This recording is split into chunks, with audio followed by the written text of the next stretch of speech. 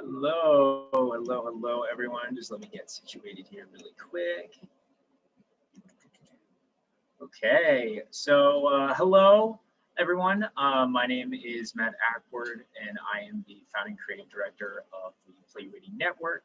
And on behalf of everyone on the creative team, we would like to welcome you to our public reading of A Concentrated Fire by Robert CaisleY. Before we get started, just a few things. We highly recommend that you change your video settings from the default settings that might be in Zoom, and this will allow you to have the best viewing experience. So I'm going to quickly talk everyone through that. So if you go ahead and if you go to the little video icon and you click on the little arrow that's pointing up next to it, click on video settings, right? And then if you scroll down in this box that pops up, all right, you have these little tick marks here. And there's one tick mark that says hide non-video participants. Go ahead, you're going to want to click that. And the reason why you want to click that is because in our reading, for characters that are not on or off, that aren't on stage, they're going to be turning their cameras off, and our characters that are speaking from off stage are going to have the cameras off and then have it on when they're on stage. So it's an easier way to follow what's going on in the story. Any recording of this reading without written consent from the playwright and the Play Reading Network is strictly prohibited. Please keep all microphones and cameras off as to limit distractions and make sure we can all have the best experience possible. After the reading, I will post a link to our website in the chat. On our website, under the upcoming section, we have a link to an audience feedback form. Your thoughts on the show are extremely important to the new work process, and we encourage all who intend to fill out a form and share your thoughts. If you missed the link in the chat, you can always go to the link on our Facebook page. If you have a Facebook, just look up the Play Reading Network and you can get that link off of the page itself, as well as the events or most of the posts that we share. We always have that link, so you should be able to find it. And finally, before we get started, if anyone is associated with any upcoming theatrical projects, castings, or looking for work to produce, I would highly recommend any of the members of this creative team that you're going to see tonight. And I personally back them fully and completely, as you would be lucky to have anyone on your team. Seriously, this is an incredible group of artists, from Robert to the cast. So please reach out to them and give them a call, because you're gonna want them. Please note that during the reading, we'll probably have friends coming in as we go. That's not uncommon. So if you're just joining us, welcome.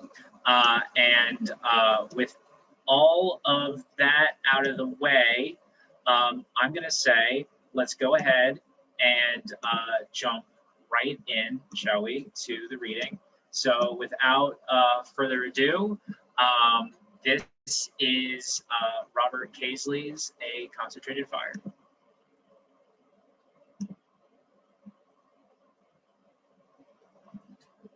A Concentrated Fire, a play by Robert Caisleys. Characters: A.J. Malhotra, a retired professor of philosophy, Indian-born citizen of the UK, emigrated to the United States. Alia, AJ's daughter from his second marriage, a PhD student of linguistics, late 20s. Richard Keene, a college administrator, 30s. Tony Tenenbaum, professor of history, AJ's oldest friend, late 50s. Setting: the backyard and garden of AJ's home. One evening and the following morning. Scene 1. A midsummer evening, we are in the backyard and garden of Professor A.J. Malhotra's home. Doors open onto a small flagstone patio. There is a table with mismatched chairs, decorative lanterns are strung up, and an overhanging tree branch, but not yet illuminated. There is a covered barbecue grill against the side of the house. AJ is sprawled in an oversized Papspin chair parked under the shade of the trees. He is reading a book. AJ is in his early 60s, handsome, a runner's build. He wears his hair long. Hidden from view is a bottle of white wine in a watering can that is being used as an ice bath. After a moment, we catch a glimpse of a young woman, scantily clad, dart past the open doorway. AJ looks over. You're awake. God, what time is it? Who cares? We hear Alia moving around the inside of the house. Where did you put your thing? What am I being accused of? Hold on, I can't hear you. You snore. You know that? What? What are you doing in there? Never mind, found it. Alia appears in the doorway wearing AJ's bathrobe. She is striking with very long, very thick hair, which we will come to learn she has a nervous habit of frequently putting up and letting back down. Can I borrow this? My thing? I'm borrowing it. She wraps the robe more fully around herself, cinches the waistband, and momentarily darts back into the house. You mean steal, not borrow. Did you ever return my sweater? What sweater? No, that's called stealing. What sweater? My thinking sweater. Alia reappears now with a glass of white wine. You have a specific sweater for thinking? I live in that sweater from October to March. Big blue fisherman's thing with a hole in the elbow from thinking. You were eyeing it on your last visit. You pinched it, and I want it back. She sits, pulling her feet under her. Why didn't you wake me? You look so angelic. I didn't want to disturb. Was I snoring? No, Liar! I can always tell when you're lying. You sound English. I am English. You sound more English, extra English. I am that as well. I'd forgotten this is how you were. What time is it anyway? Who cares? You keep saying that. I have a strange relationship with time these days. Haven't worn a wristwatch in months. Don't set the clocks in the house. I'd be hard pressed to tell you what day it is, let alone time. The only clue I had that it's the weekend is that you're here. Alia sips her wine as she looks across at AJ. It's nice to see you again. Finally. She sits and pulls her feet under her. Book good? You looked very relaxed. What are you reading? I am very relaxed. Keats. You don't sound very relaxed. You sound tense. The poet? No, the plumber. Are you ever going to return my sweater? Something momentous would have to happen for me to do that. She sips her wine. Hope you don't mind. I started without you. AJ reaches into the watering can and pulls out his wine bottle. I started at lunchtime. Sneaky. Some winos have their favorite watering hole. I have my watering can. They both take a sip of their wine. For the record, I'm not tense. I'm concerned about you. For the record, I look very good in that sweater. You'd look good in an IKEA shopping bag with armholes cut out. Don't change the subject. Fine, I'll give it back. So you can stop whining and start thinking again. Alia notices the lanterns hanging in the tree limb over AJ's head. Like the lights, by the way, very festive. AJ glances up over his book. She does an inspection of a sad-looking plant. You haven't been watering your plants. Too busy watering myself.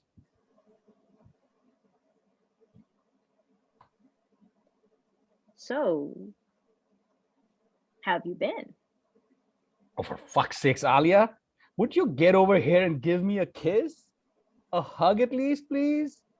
She crosses to him, kisses him affectionately on the top of the head, and leans in for a sideways hug like a child. Your mother was the same way. What way? We went to a costume party once at the dean's house before you were born, and she wore a sack. I'm not kidding. An actual sack, a shapeless sack. And she was the best dressed woman there. Gorgeous. She could have been floating down a Paris runway. But I still want my sweater back. And I'm fine, by the way. Thank you for asking. You look tired. I'm a bit jet lagged is all. Please don't say that. You know, I detest when you add an unacceptable qualifier is all to the end of a perfectly good sentence. You look... Older? That's because I am. When was the last time I saw you? Christmas? It was last Christmas. So yes, I should look a year older than the last time you saw me. I've been busy. You know that. The occasional phone call would kill you, huh? Dad! I know. You've got a desertion to finish. A lot piled up in the end. I remember. It's finished. Congratulations. Why didn't you tell me? AJ raises his glass in the air. Alia follows suit. Is that publisher still sniffing around? 2 of them. And a friend introduced me to a third at a conference last month. A big press. They're eager to get the last draft. AJ nods, conceding to the point. Then I've got very little to complain about and every reason to be proud. So I should probably shut up, shouldn't I? Probably. Alia. Come on, you know you're going to say it. You can't help yourself, Dad. What are you talking about? What does your best friend say? How does Tony put it? How do you get the truth out of AJ? By listening. You sit there long enough, it all comes gushing out. You're an emotional sluice gate. Emotional sluice gate? You always been that way. Mom used to joke you were the only person on the planet who thought the rhetorical question, how you doing, was an invitation to a 60-minute lecture on the previous 24 hours. With you, it's not enough to just think the thought. You got to air it out. You got to expound and expand, reiterate, deconstruct, amplify. And this is a bad quality? How? Speaking your truth is bad? Well, yes, Dad. I know it sounds weird, but with you, it is. It's a form of manipulation. Every question touch paper for a debate. Really? It's one-upmanship. It's sport. So go on, out with it. I know you've been cruising under the radar. Under it? Sweetheart, you weren't even a blip on it. You vanished into the Bermuda Triangle of progeny. Nice.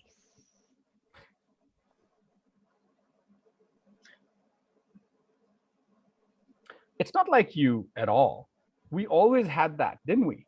No matter how busy, no matter how preoccupied, the weekly check-ins, always in the morning, always before I head to campus, always on my morning toast and coffee, reliable like a Swiss timepiece, and then radio silence. I'd send out the occasional ping and nothing would come back for almost an entire year. A year, Alia? What is it? You can always tell me when I'm lying. I can always tell when you're withholding. Why did you let me sleep so long, Dad? I have things to do. You were exhausted, Alia. I don't know why. I slept the whole flight, right through the drinks and snacks, both times. United owes me 2 bags of peanuts and a couple Cokes. Where are my bags? Alia looks back toward the house. You came in like a zombie last night, right up the stairs, flopped on the bed fully dressed, and bang, lights out. What do you think of my new mattress, by the way? My last big splurge. I'll have you know that thing has higher resale value than my Volvo. Alia stands and walks around the patio, reacquainting herself with the place. You didn't have to give me your room. Shut up. It's nice to have you home. Me post-traumatic is super-traumatic. Ugh, I need a shower. Why was it so hot in the room last night? I had to strip down. I was absolutely dripping. The air conditioner is on the frizz. Been wheezing since June. I sent a card. Get well soon. But sadly, there was nothing to be done. She finally let out this last week, this despairing sigh, this long, suffering, equiescent puff and boof. But that was that. I held a brief service. Okay, and? And what? Are you going to fix it? No. Why not? Budget now, sweetheart. AJ takes a sip of his wine. Dad, it's supposed to be a scorcher this weekend. You can always stay at the Red Lion. I'll put a box fan in your window. Now AJ closes his book and sets it down. Why did you come to see me? After all this time? Any other reason? Answer the question. Is there anything you want to tell me? Alia. Stop playing with your hair. Flying in this weekend. Lots to talk about. It was just, a text to alert you. Alert me. Interesting choice of words. What's the lots you need to talk about? Come, Alia. Alia stands and starts toward the house. Where'd you put my stuff? I'll grab it for you. It's fine. Sit down. I'll get it. No, I can do it. Let me just, for fuck's sake, Dad, can you just give me a second? I'm still half asleep. Sorry. That's the sound of air conditioner. That's the sound the air conditioner made when it packed in. Are you done? Are you kidding? I've got the whole weekend to take the piss and treat you unmercifully. Terrific. Come on, Alia. Where's your piss and vinegar? Where's your whim and verve, your pugnacity? My verve? You used to have such verve. You used to love sparring with me. Get such a thrill out of our little gladiatorial contests. So did your mother. No, Dad, she really didn't. There's a phone number on a pink post-it on the fridge. Excuse me? I spoke to my peeps at Stanford. Your peeps? Former colleagues. I know what it means, Dad. Isn't that phrase still en vogue with you young people? Not young people who have PhD in applied linguistics. I thought I was being hip. Promise me, Dad. Promise me. You will refrain from being hip and saying peeps, okay? Because it has exactly the opposite effect. Everything slightly cool about you just falls away. I called Mackie and he put me in touch with Eric Hickson. You know Hickson. Of course, I know Hickson. Everyone knows Hickson. Hickson wrote half the textbooks I read in my first year. They're conducting a research this fall for a tenure track position.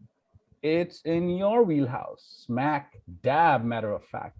And they want you to throw your hat into the ring. Dad, I don't even. They know your work, Alia. Word gets around and they know your reputation. They know you. Alia. I'll think about it. I haven't decided what I'm going to do yet. But yeah, okay, thanks. I'll definitely call and check it out. You don't have to be doing that though, Dad. Okay? I don't have your certainty. About what? He sits and looks across the property line at the neighboring house. Alia sits close to him. So, what's it like? What? Retirement, the new pace. Just like the old place, just like the old pace, really. Absent the committee meetings, sans the idiots, minus the mediocrity, vacant and vacuous, and far fewer emails. That's the only thing I miss. Dad? My students, I miss them borrowing books and not returning them.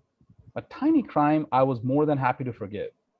I wanted to speak, I wanted to read, to be curious, wanted them to come to ideas on their own without my prompting. I missed them blowing off class, then bursting them playing frisbee golf on the squad. The more inventive their excuse, the more I enjoyed. Believe it or not, I miss correcting papers. That I find hard to believe. I'm serious. You know how every term I'd give a prize for the best spelling or syntactical error? One of the last papers I graded was on the Enlightenment. The freshman author was trying to state a position on the quote, acute social mores of the time period, but he spelled mores like the eel, not the customs of the day.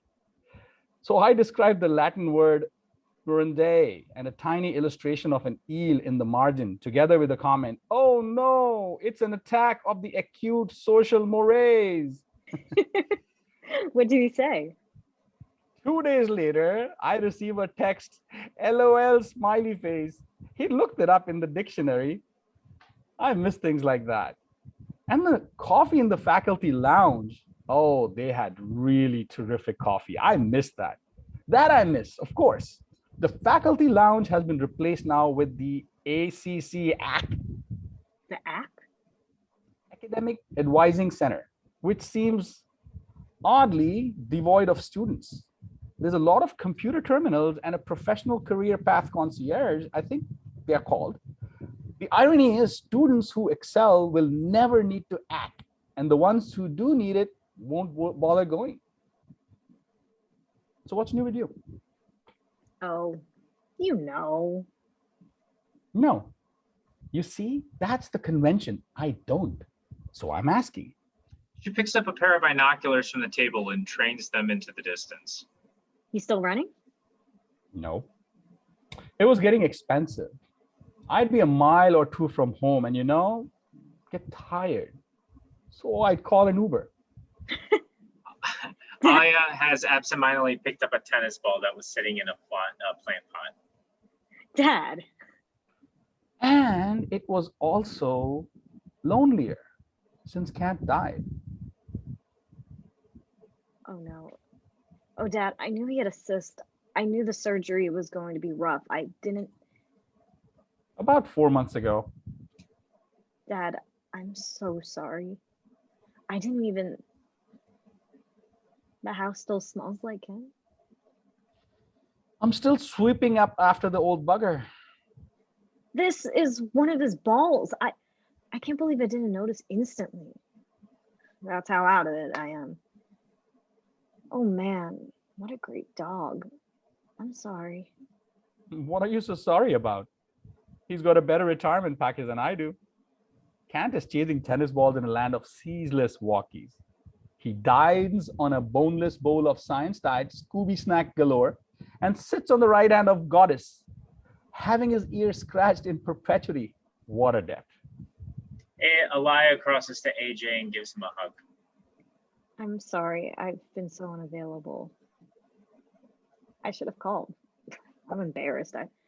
I don't know what to say. I wasn't fishing for sympathy. I was just briefing you. A lot happens in a year. Aya goes and sprawls in the pap spin chair. So what do you do with yourself all day? AJ lifts the book in his lap, then lifts the glass in his hand. Dad, be honest. How are you feeling? I've lost my grip strength. I wrestle every morning with the marmalade jar. Well, if that's your biggest worry, how are you feeling otherwise? Are you bored, depressed? Do you think? Are you drinking too much? I think I'm drinking just the right amount. AJ stands and refills her glass. You, on the other hand, have some catching up to do. Now tell me, what do you think of that? Alia drinks. It's tangy and disgusting, but it's wonderfully cold, and that's all I care about. She sips again. Guess how much? Oh no, God, no. Yes, guess. Please tell me you're not still playing that ridiculous game with Tony. It's so juvenile, Dad. Go on, take a guess. You'll never guess. How much? I outdid myself. Under 10? All expense was spared. Under 8? You are drinking a $6.50 wine. It's Polish. It may or may not be a Riesling. Isn't it great? It's terrible. I know. I bought 6 bottles. Here, have some more. He begins to pour. I really shouldn't. I haven't had anything to eat since I boarded the plane yesterday. Come on, I'm making us dinner. All nice dinner. What? Drink up. Who's all? I told you. Tony's coming around. No, you didn't. Yeah, Tony's coming around. When did you say this? She's buzzing over shortly. She's dying to see you. She's even more pissed at you than I am. She's nicknamed you the ungrateful wretch, or Dr. Wretch now that you've got your PhD. Dad. What? I have plans. Bullshit. How can you have plans? Oh, I don't know, by the virtue having made them.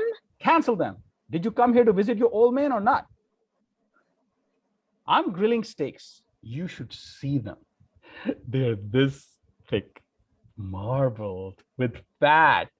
They've been marinating all day. It's going to be magnificent. Mwah. Oh, come on. Why are you looking at me like that? We are celebrating. You're finally home.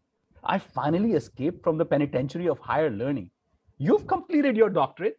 Did you really think your visitation would go unmarked by fanfare? Why else do you think I'd be risking my neck staging up these bloody lights? AJ runs over to the rear of the house and flips a switch. The lanterns begin to glow. It will be magical grotto back here when the sun melts over the rooftops.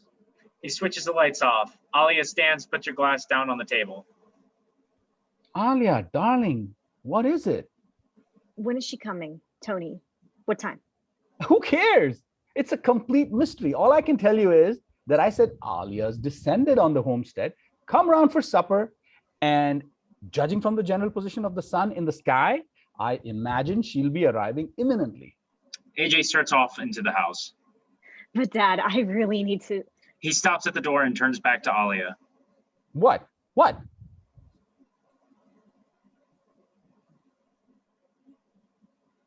Take a shower. Use the one downstairs. The second floor shower's on the fritz. Welcome home, Alia. I'll drop your bags in your room. AJ exits. Alia crosses slowly to the light switch at the rear of the house and flicks the lanterns on and off, on and off, on and off as the lights fade on the scene. Scene 2. From inside the house, we hear a shower running. Soft jazz music wafts out into the yard from inside. The table has been partially set, dinner for 3. A tablecloth spread over its surface, several bottles of wine wait unopened on the table. The barbecue grill cover has been removed. The stage remains empty for a few seconds, and then AJ enters carrying 3 wine glasses. He wears a chef's apron. He sets the glasses down and pours himself a healthy dose of red. He takes a sip, sloshing it comically around in his mouth before swallowing. AJ then commences cleaning the grill with a wire brush, mincing slightly to the music. A few seconds here of the sounds of jazz and grill cleaning, until we hear footsteps, the rustle of foliage at the back of the property line. A figure appears behind the fence. The gate is rattled, but it won't budge. AJ continues working, calling off. Oh, for fuck's sakes, Tony, lift it. You know the latch is broken. Dr. Malhotra? Hello? Who's there? AJ. Yes. Who is it? Richard. Who? Richard Keene from the university. Hello? AJ looks in the direction of the voice. Why the hell are you trying to break into my backyard? Can I come in? No. Can we talk? I have nothing to say to you, Keen. Get off my property. I'm not technically on it. I tried calling. And did that work? You kept hanging up. That's my trick when I don't want to talk to someone. AJ closes the grill lid and starts back inside the house. Did you get my emails? Yes. Did you delete them? I'm going to sick the dog on you if you don't leave. AJ, can I please? The gate seems to be. It's busted, you idiot. You have to lift it with your foot. Oh, okay. Just a sec. That wasn't an invitation. The gate swings open. Richard King is tall, sandy-haired, dressed in a smart dark blue suit and tie. He has a bottle of wine with him. He hangs back on the threshold, uncertain if he should proceed. Hi. Sorry. Am I intruding? In every sense of the word. I tried the front door. The bell seems to be broke. It doesn't work either. Richard brushes off the dust and leaves from his trouser leg. Yeah, is this okay? Can I enter safely? I really would like to talk to you. I was unhappy with the way things ended. We didn't break up, Keen. I retired. I wouldn't have come around if it wasn't important. And you think your personal sense of urgency justifies this invasion? That makes it all right? Richard comes more fully into the backyard. I should warn you. There's a very good chance I'll hit you. Come on, AJ. Dr. Malhotra. You're not going to hit me. How confident are you in that hypothesis?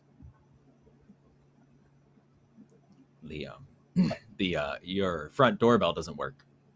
Yes, we've been over this.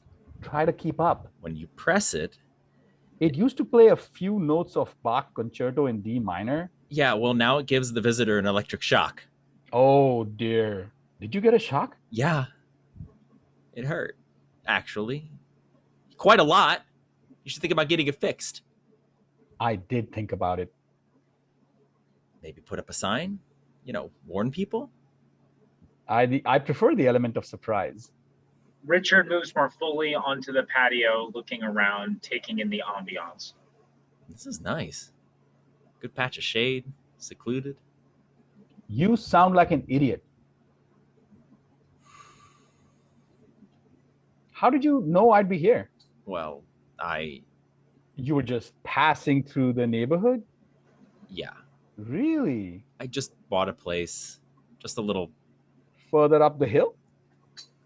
How could you be certain I wasn't globetrotting on the lavish retirement incentive offered me by this university? Well, it wasn't that lavish. Yes. There's a word for what I just did. Sarcasm.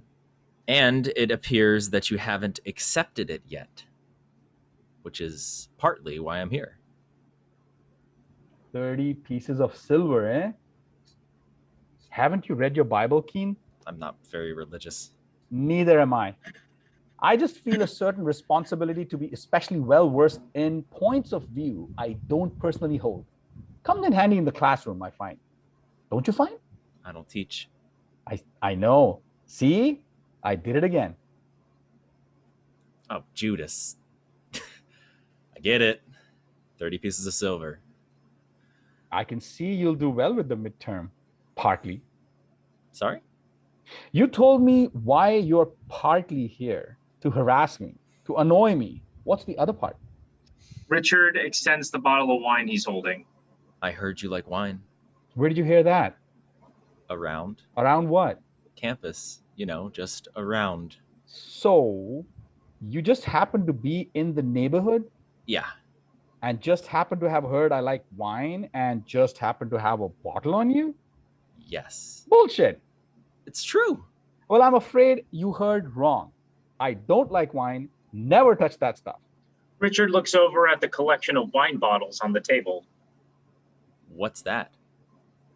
It's a good thing you're a university administrator and not in the CIA, because your cover story about as solid as toilet paper in a rainstorm. Well, it's a good thing you're a retired philosophy professor and not in the CIA, because so is yours. Richard heads for the table. I'll just put it with the others. How much did it cost? Excuse me? Never mind. Richard places his bottles next to the others on the table. Wow. This is a lot of wine. You expected a big group? Nope. Big drinkers. Richard casually walks around the yard. Nice house. Needs a new roof? Inside now, we hear the shower turn off. He looks up at the house. Lived here long? Since 1985. What about you? That's right. This is your first year, isn't it? first of what, 3? If we are unlucky, that's the average, by the way, for your type. I keep track. The jazz music is suddenly silenced, and taking its place is an upbeat pop song. We hear Alia inside singing along to the lyrics. You got company. My daughter. In other words, you couldn't have come at a worse time. It's a surprise visit. Haven't seen her in months. I've invited my oldest and dearest friend over for supper. So you can imagine how entirely unwelcome your presence is at this particular moment. Talk about a third wheel. Wouldn't that make me the fourth wheel? Is there a point you will eventually get around to making? We need to talk. About what? About this. Richard reaches into his breast pocket and retrieves a folded piece of paper. Alia suddenly comes bounding in nothing but a towel, her wet hair from the shower. She is singing along to the music. She stops dead in her tracks when she sees Richard. Richard returns the paper to his pocket. Oh, shit. Well, hi there. Hello. Did I start with you? This is my daughter, Alia. Hi. Alia, this is Keen, and he's not staying. Okay. Keen's the new VP of something or other, not to be confused with the latest VP of something or other. The Vice Provost for Enterprise Excellence and Innovation. I knew it was something with 2 E's and an I. Goodbye, Keen. Wish I could say I enjoyed our little chat, but I loathed every second of it. Don't forget this. AJ tosses Richard back his bottle of wine. Richard almost drops it. That's for you. It's a peace offering. Take the cab away from me. I don't want to taste its poison. Dad! Keep it. I insist. AJ reluctantly takes the bottle and heads for the door. I suppose I need something to cook with. Rude. Did you pack any clothes for this weekend, or is this the new fashion choice? Excuse me. Alia re-enters the house. The music is switched off. AJ looks back at the house briefly and then to Richard. She's great. Would it surprise you to know you're now closer to being punched in the mouth than at any prior point in our conversation? Richard turns and heads for the gate. Good night. But AJ suddenly advances on Richard. Why the hell did you come here, Keen? I've been teaching for 33 years. In all that time, I've never had an administrator feel so badly about a decision they made. They felt compelled to drop around with a repentant bottle of vino. So what? Did you come to gloat? No. A little victory dance? You're relishing this, aren't you?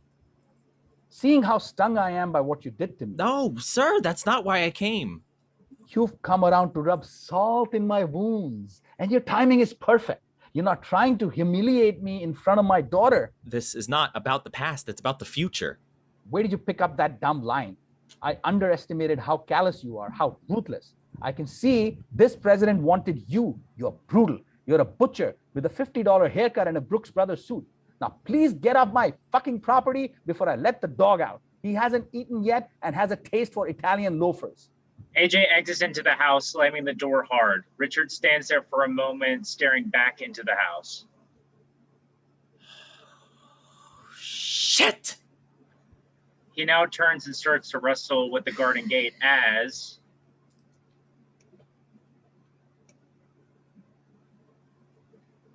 Alia returns. She has slipped on a pair of cutoffs and a tank top. She is barefoot. You're still here. I was just leaving. I heard the door slam. Dad really should fix that hinge. But I think he likes the effect. Makes for like a more dramatic exit. You didn't make a very good impression. Richard opens the gate partway and turns to face her. Yeah. He's, A dick? It's okay to say so. People either love him or hate him. Mom had a tough time for a long time. That's why she's finally left. And you? I adapted. Oh, this was a bad idea. I should get going. He turns to leave through the garden gate. Richard, wait. Alia rushes to Richard and throws her arms around him. They kiss deeply. Then she holds him at arm's length and shoves him away. What are you doing here? I'm pretty sure I'm doing exactly what you asked me to. Wasn't that the plan? That wasn't the plan. It was the plan last week, Alia. Hell no. Alia skulks off and leans against the table. She pours herself a glass of wine. The plan? Yeah. Okay, the plan was you came too early, okay? Later. Later? Much later. Like after dinner, like after I told him, after he had a chance to process. Well, it's a good thing I came early then, huh? Why? Because I don't think you were ever going to get around to telling him. Am I wrong? Richard takes the glass of wine from her and takes a sip of her wine. Guess how much? What? Never mind. I didn't know there was supposed to be a dinner. Neither did I. He sprang it on me. Well, why didn't you call? I'm just supposed to intuit this? Yes. Okay, so my misstep in all of this was failing to read your father's mind. No, you idiot. Mine. My mind. Jesus. Keep up, will ya? From inside the house.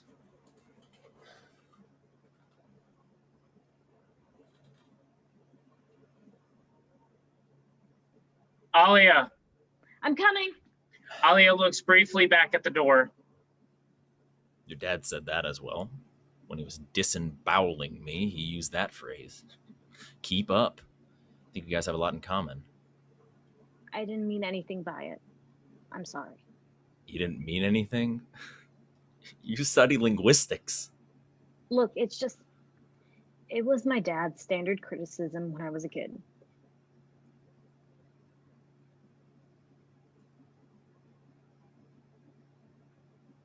We'd be debating something fiercely, and he'd bellow, "Keep up, Alia." He was always so wounded if I failed to hold interest in what he was saying. For years, I thought it was a shortcoming in me. Then I realized, no, he thinks it's a shortcoming in himself. I'm gonna go. No, don't go. I can't stay. If I stay, there's a good chance he'll punch me in the mouth. Why do you think that? He said there's a good chance he's gonna punch me in the mouth. Oh, I believed him. He was really convincing. The man hates me. Don't take it personally. Okay. He hates most people. Dad once told me, on the whole, I love the people of planet Earth. It's just individually I can't stand them. Look, Richard, he admires people who aren't afraid to stand up to him. Really? People who don't confuse criticism with disloyalty. He was like that with his students, his colleagues, his family. The very last thing he wants you to be is agreeable. You know, that may be the shittiest advice ever given to a future son-in-law. She places both hands on his face. Stay. Alia. I'll think of something.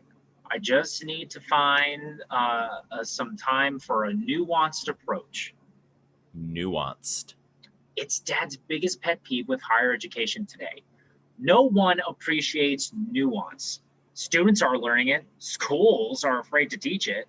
It's why everyone's offended all the time.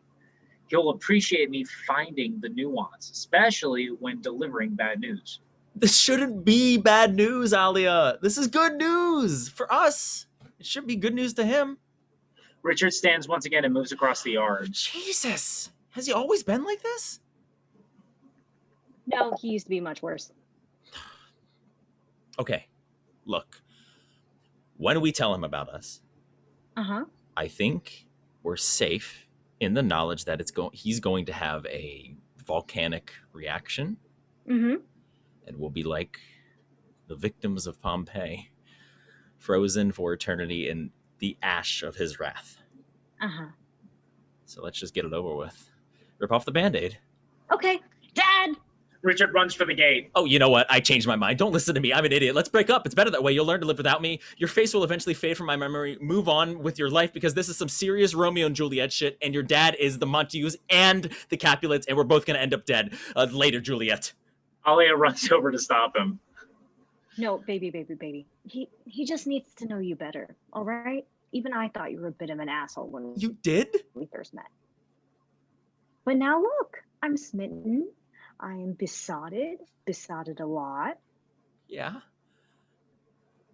I love kissing you a lot.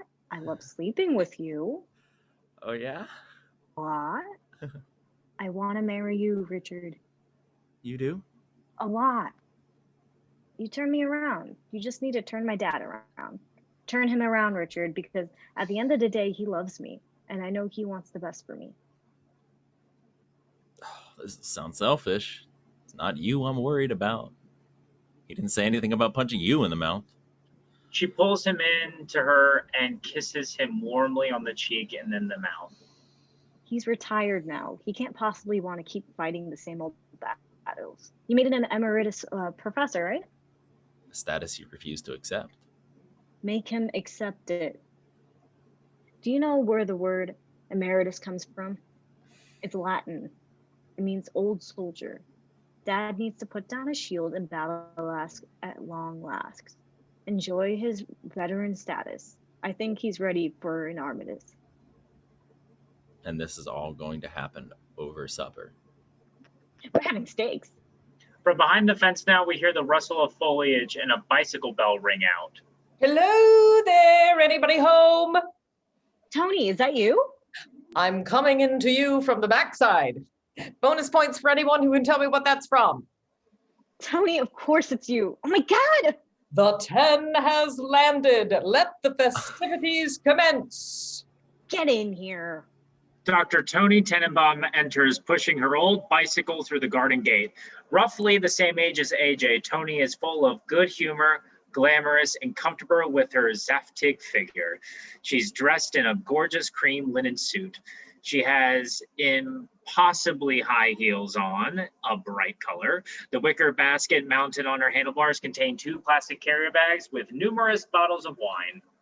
It's so good to see you. It is, isn't it? Let me help you with that.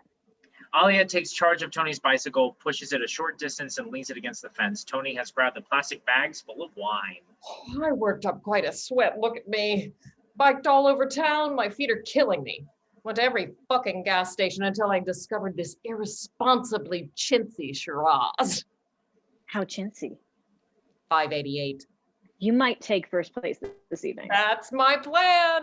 I made little ribbons of gold, silver, and blue. They didn't have bronze at Michael's in that bag. Don't let me forget. We'll have a little ceremony later. Now, where is your fucking father? Kitchen. It's very rude not to greet the guests as they arrive. He's getting the steaks ready to throw on the grill. Oh, good. Then I timed my entrance perfectly to avoid all the grunt work. You. Hi. I don't know who you are. This is Richard. Do something useful, Richard. Relieve me of my burden. She hands him the wine bags. Yes, ma'am. More wine. You'll have to check with your father on this. It's his department, but I think it's a metaphorical thing. No matter how much wine you bring, there never seems to be enough. Thank you, young man. What did you say your name was? Richard. You look familiar. Do I know you? Wait, don't tell me. Richard, have we met before? Yes. A couple times. Several times. I must have made more of an impression on you than you did on me. She looks over at Alia. She shakes her head slightly. Don't tell me. Do I owe you money? No. Have you and I ever had carnal knowledge of one another? Tony. Excuse me? Sex, you know. I know what it means, and no. You sure? I think so. There's a good chance that I would not have remembered. But I assure you it's something you would never forget. Okay. I should have warned you. Tony can be very colorful. Don't apologize for me. It's the height of bad manners to diminish the size and texture of another's personality. I am who I am. Tony reaches her hand out to Richard. He takes it. Tony Tannenbaum. My students call me the 10. I'm sure it's a great pleasure for you to meet me. Yes, it is. Hi. I'm in history. You know, history with a capital H. Specifically European, specifically modern, in particular the war years, more precisely the Shoah. The Holocaust. My reputation precedes me in the form of the very many successful books I have written on the subject and documentaries interviewed for and BBC films, etc., of which no doubt you have heard. If you haven't read any of them or seen any of them, that tells me everything I need to know about you. Why do you look familiar? We've met. University events.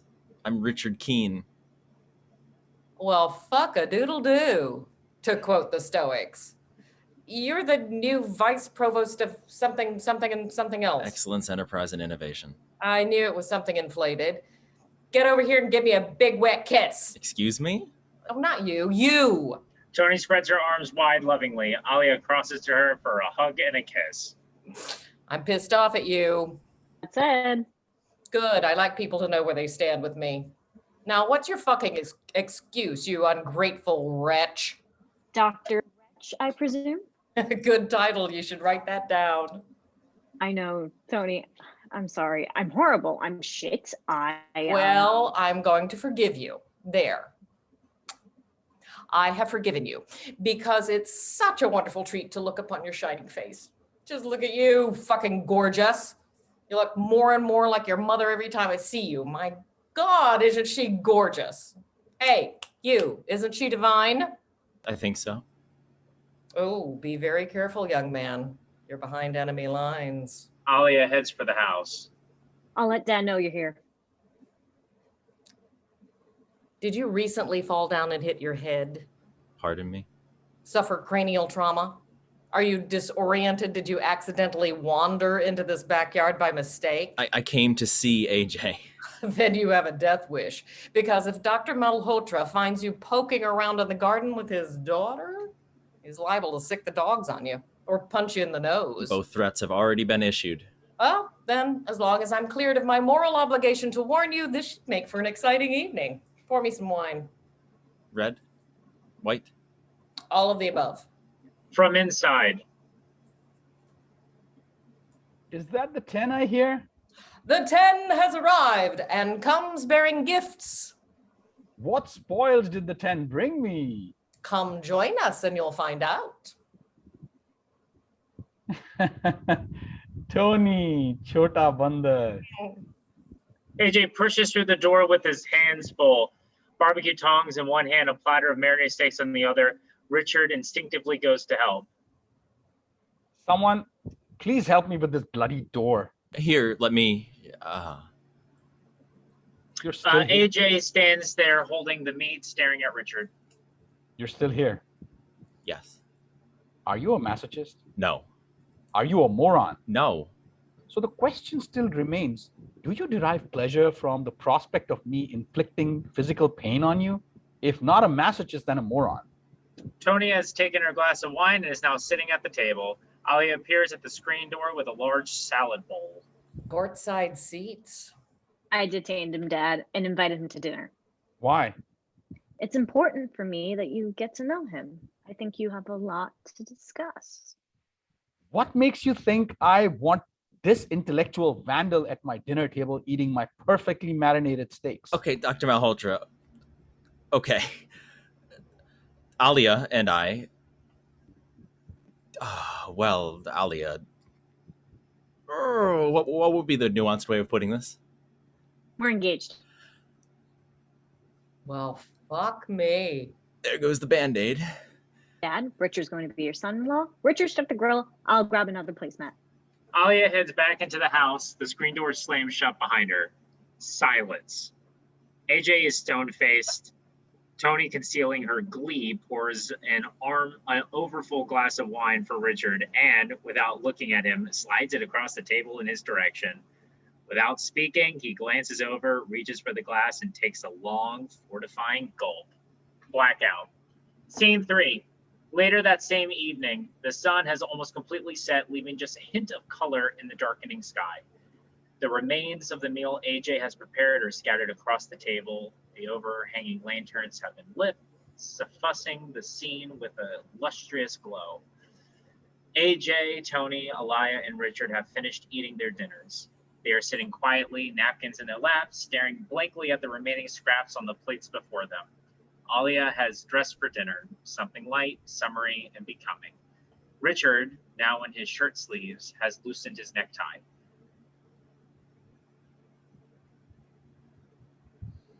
At last, AJ spears his fork into the last chunk of steak, which he begins to chew forebodingly. That was delicious. Yeah, Dad, wonderful meal.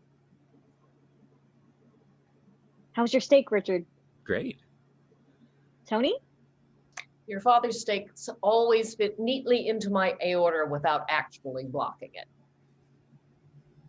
A little rarer than I'm used to, but very tasty.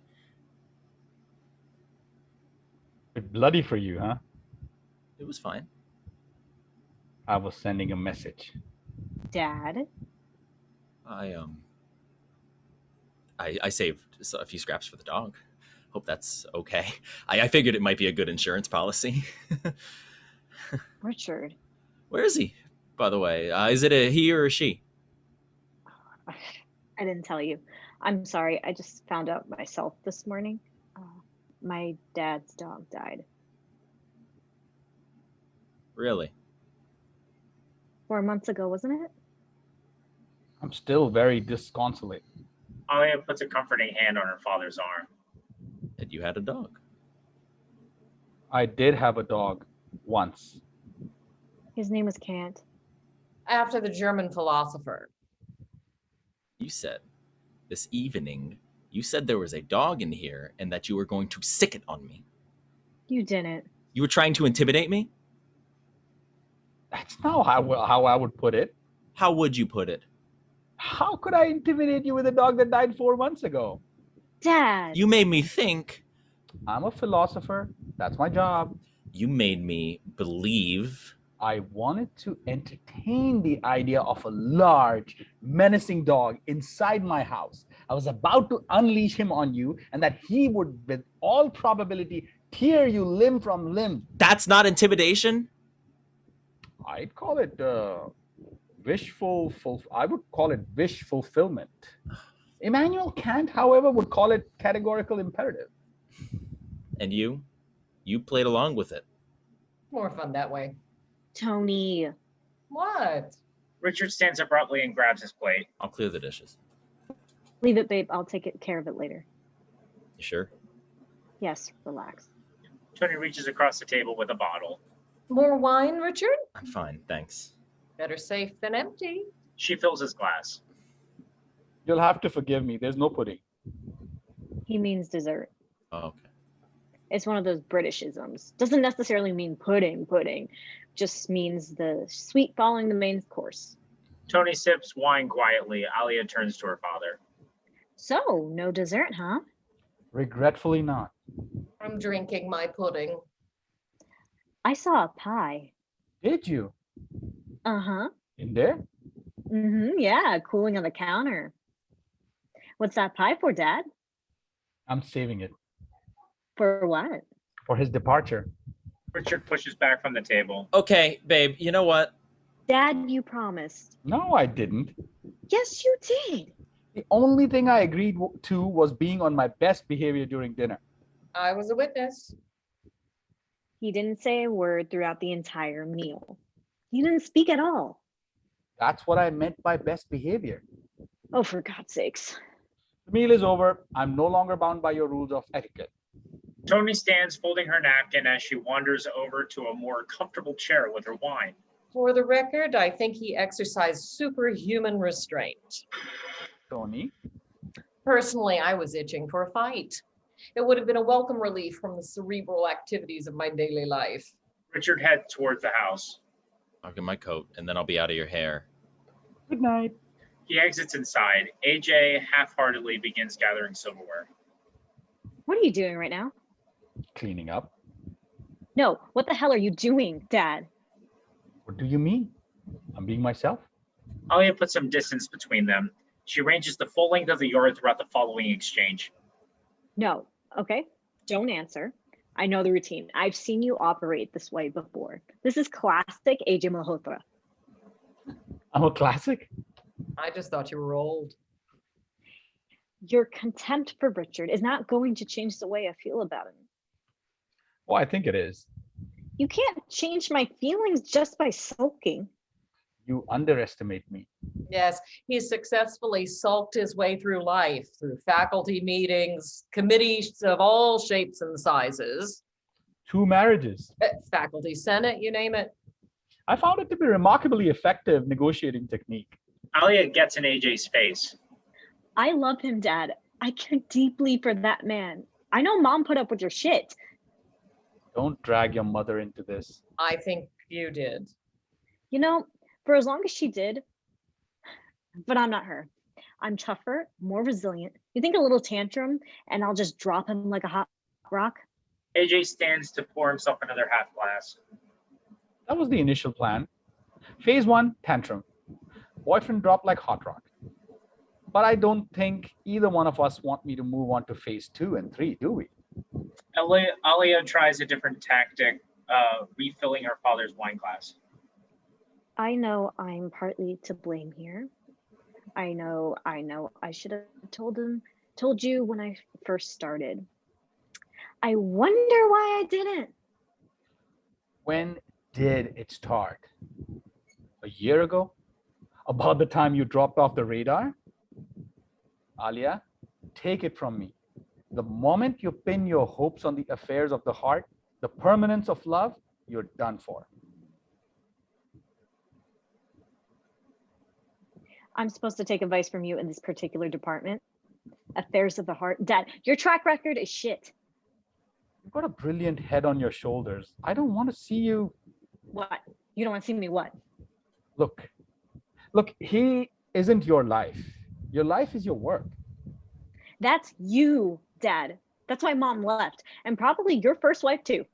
You had all the time in the world for your students. You're writing the fucking university for Tony. And no time at all for us. The second we wanted you to ourselves, you argued your way out of it.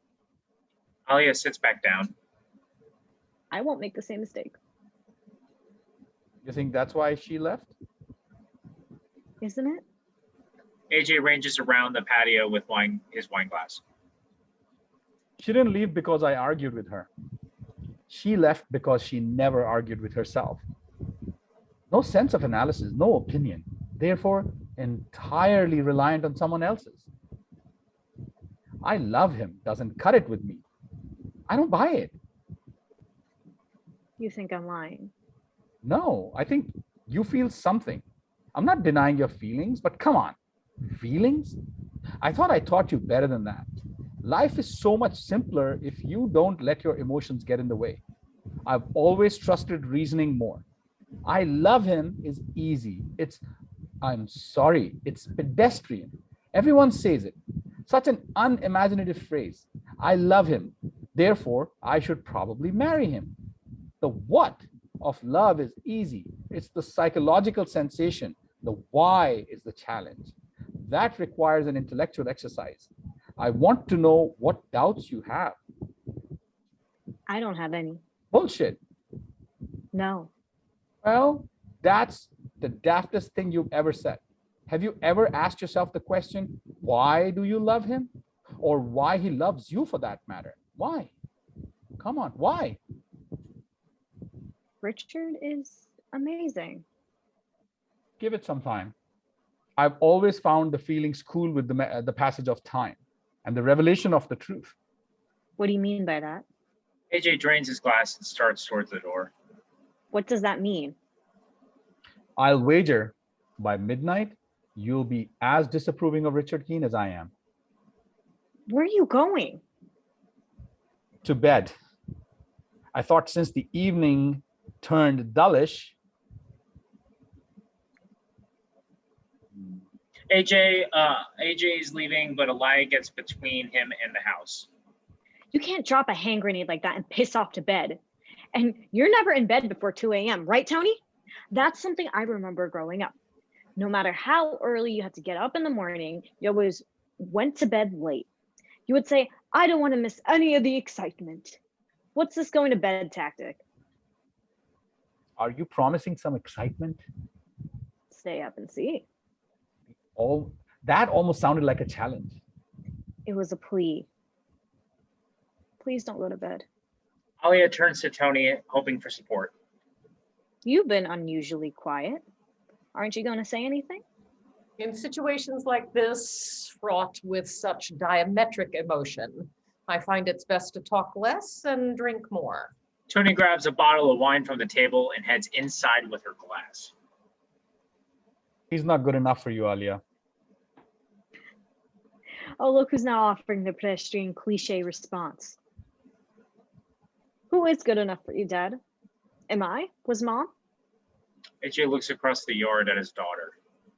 Richard arrives at the screen door. Can't find my jacket. Does anyone know what happened to my jacket? Hall closet, past the living room on the right. Door handle's a bit dodgy.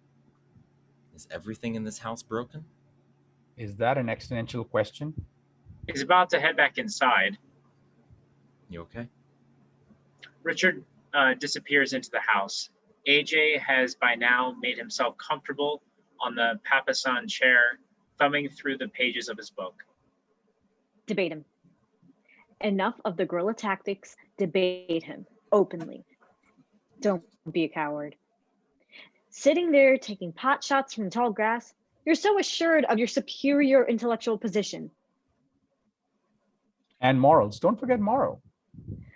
Then prove it, Dad. Out on the field. Open combat. I think Richard can take it. Can you? This is a challenge, isn't it? You want me to challenge your fiancé to a duel? And what if I best your champion? Where does that leave us? All right, I'll bite. Alia turns toward the house. But you have to promise me something. What?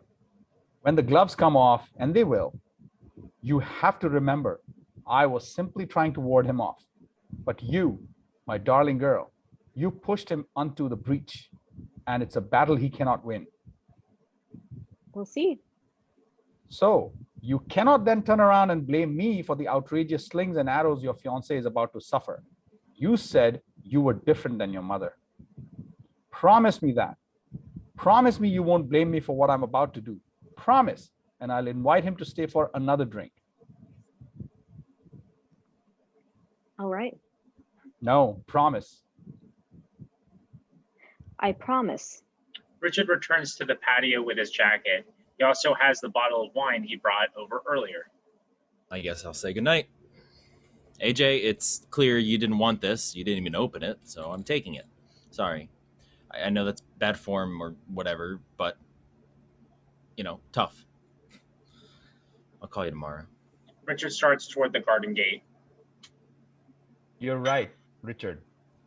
I owe you an apology. Richard turns. Tony has appeared at the back door. She remains inside looking through the screen. I behaved shamefully this evening.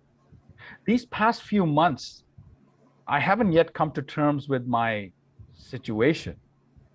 I miss teaching, I really do, more than I thought I would. It's made me churlish. I apologize. Richard is still at the garden gate. I think it's best if we just part ways. You're going to be a part of the family. I owe it to you and to Alia to set aside personal feelings. It's impolitic. Alia has suggested we try having a civil conversation. I think it's a wonderful idea. It's often been the case in the past. Alia was the adult in the situation and I was the child. Which wasn't fair to Alia, was it? I was not a very capable parent. Her mother was the nurturer and I was, well, I don't know what I was. The opposite of that. Dad. No, it's true. You know it's true, sweetheart. But I have always felt, I always took some small measure of comfort from this.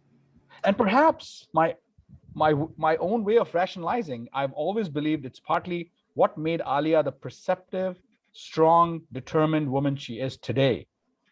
Yes, that does sound like a classic rationalization, doesn't it? I'll say. Richard, won't you please stay for one more drink? Richard crosses to the table. He sets down the bottle of wine and throws his jacket over the back of the chair. I'm in love with your daughter. I asked her to marry me. Alia goes to Richard's side and takes his hand. I don't need your blessing, AJ. It would be nice to have it for Alia's sake, but it's not 1950, and let's face it, probably not going to volunteer it, are you? And that's perfectly fine with me. Alia's opinion is the only one that counts. As long as she feels that I'm the one, as long as she has love and admiration and respect for me, that's all that matters. AJ leaps to his feet and suddenly changes the energy in the space. Tony, are we ready to decide tonight's winner? What winner? This is so ridiculous. Dad and Tony have been playing this game for years. Centuries, in fact. What's happening? The Tens Dionysian competition. It's a wonderful game. It's not really a game. It's just an excuse to drink. It's a wonderful excuse to drink. AJ and Tony clink glasses. You'll have to explain the rules. Dad, you explain the rules. I'll get the pie. Alia heads toward the house. What are the rules? There are no rules per se, See? but there are prizes. Are there prizes this time? I made ribbons. The 10 has made ribbons. But tonight, because it's a very special occasion, I'll sweeten the deal with actual prizes. Ooh. I'm sure I have a few things lying around the house that still have some value. Come on, stick around. What do you say? Richard answers by stripping off his tie. Attaboy. Alia comes back out with the pie. Do we need clean plates? Oh, hell no. Everyone grab a fork. Alia begins slicing up the pie and serving it into plates. Gooseberries. Smells delicious. Just a really big piece for me. Right? Now, everybody stop drooling and pay attention. In order for this game to work, it's important you've had a chance to try each of the wines on offer tonight. I think I'm a little behind. I've sampled everything in the offing. Twice. Ditto. Except mine. Oh, except yours. Who'll do the honors? It would be my pleasure. Richard hands AJ the bottle. AJ grabs a wine key. Pace yourself. They're veterans. Don't even try to catch or keep up. My dad once had the... Dad, which dean was it? Dean of the library? Yeah. Had her around for drinks one night, and by the end of the evening, she climbed up to the top of that tree. I remember that. I'm not kidding. She promptly passed out. A memorable evening. The dean of the library was a very good kisser, in case anybody's wondering. What? Fact. Oh God, she passed out and we couldn't figure out how to get her back down. To this day, I'm telling you, that's what the fire department's for. To get cats and inebriated deans out of the trees. Oh, what happened? The 10 saved the day. I dragged a mattress out from the house and positioned it strategically under the tree, in case the dean disbranched in the night. Oh, and did she? No, she scaled back down the trunk before sunrise and skulked off in the wee hours. If only I'd been able to catch her on her exit, I would have gone, shh. all right. Pour me something, will you? Try this one of Dad's. It's thoroughly revolting. I'm still not following the rules here. She grabs a glass and twists off the cap on one of the bottles. She pours a ruby red. What is it? It's a blend of several things you'd expect and a few things you've never heard of. Alia hands him the glass as he's inspecting the bottle's label. They clink glasses. Here's how. Spit in your eye. He sips the wine. Oh, What do you think? this is god awful. He knocks back the remainder and refills his glass with something else. Tony dribbles some into his glass, a rosé. And all for around $7.25.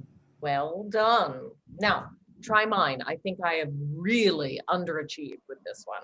Mobile station across town, $6.99 for 2 bottles.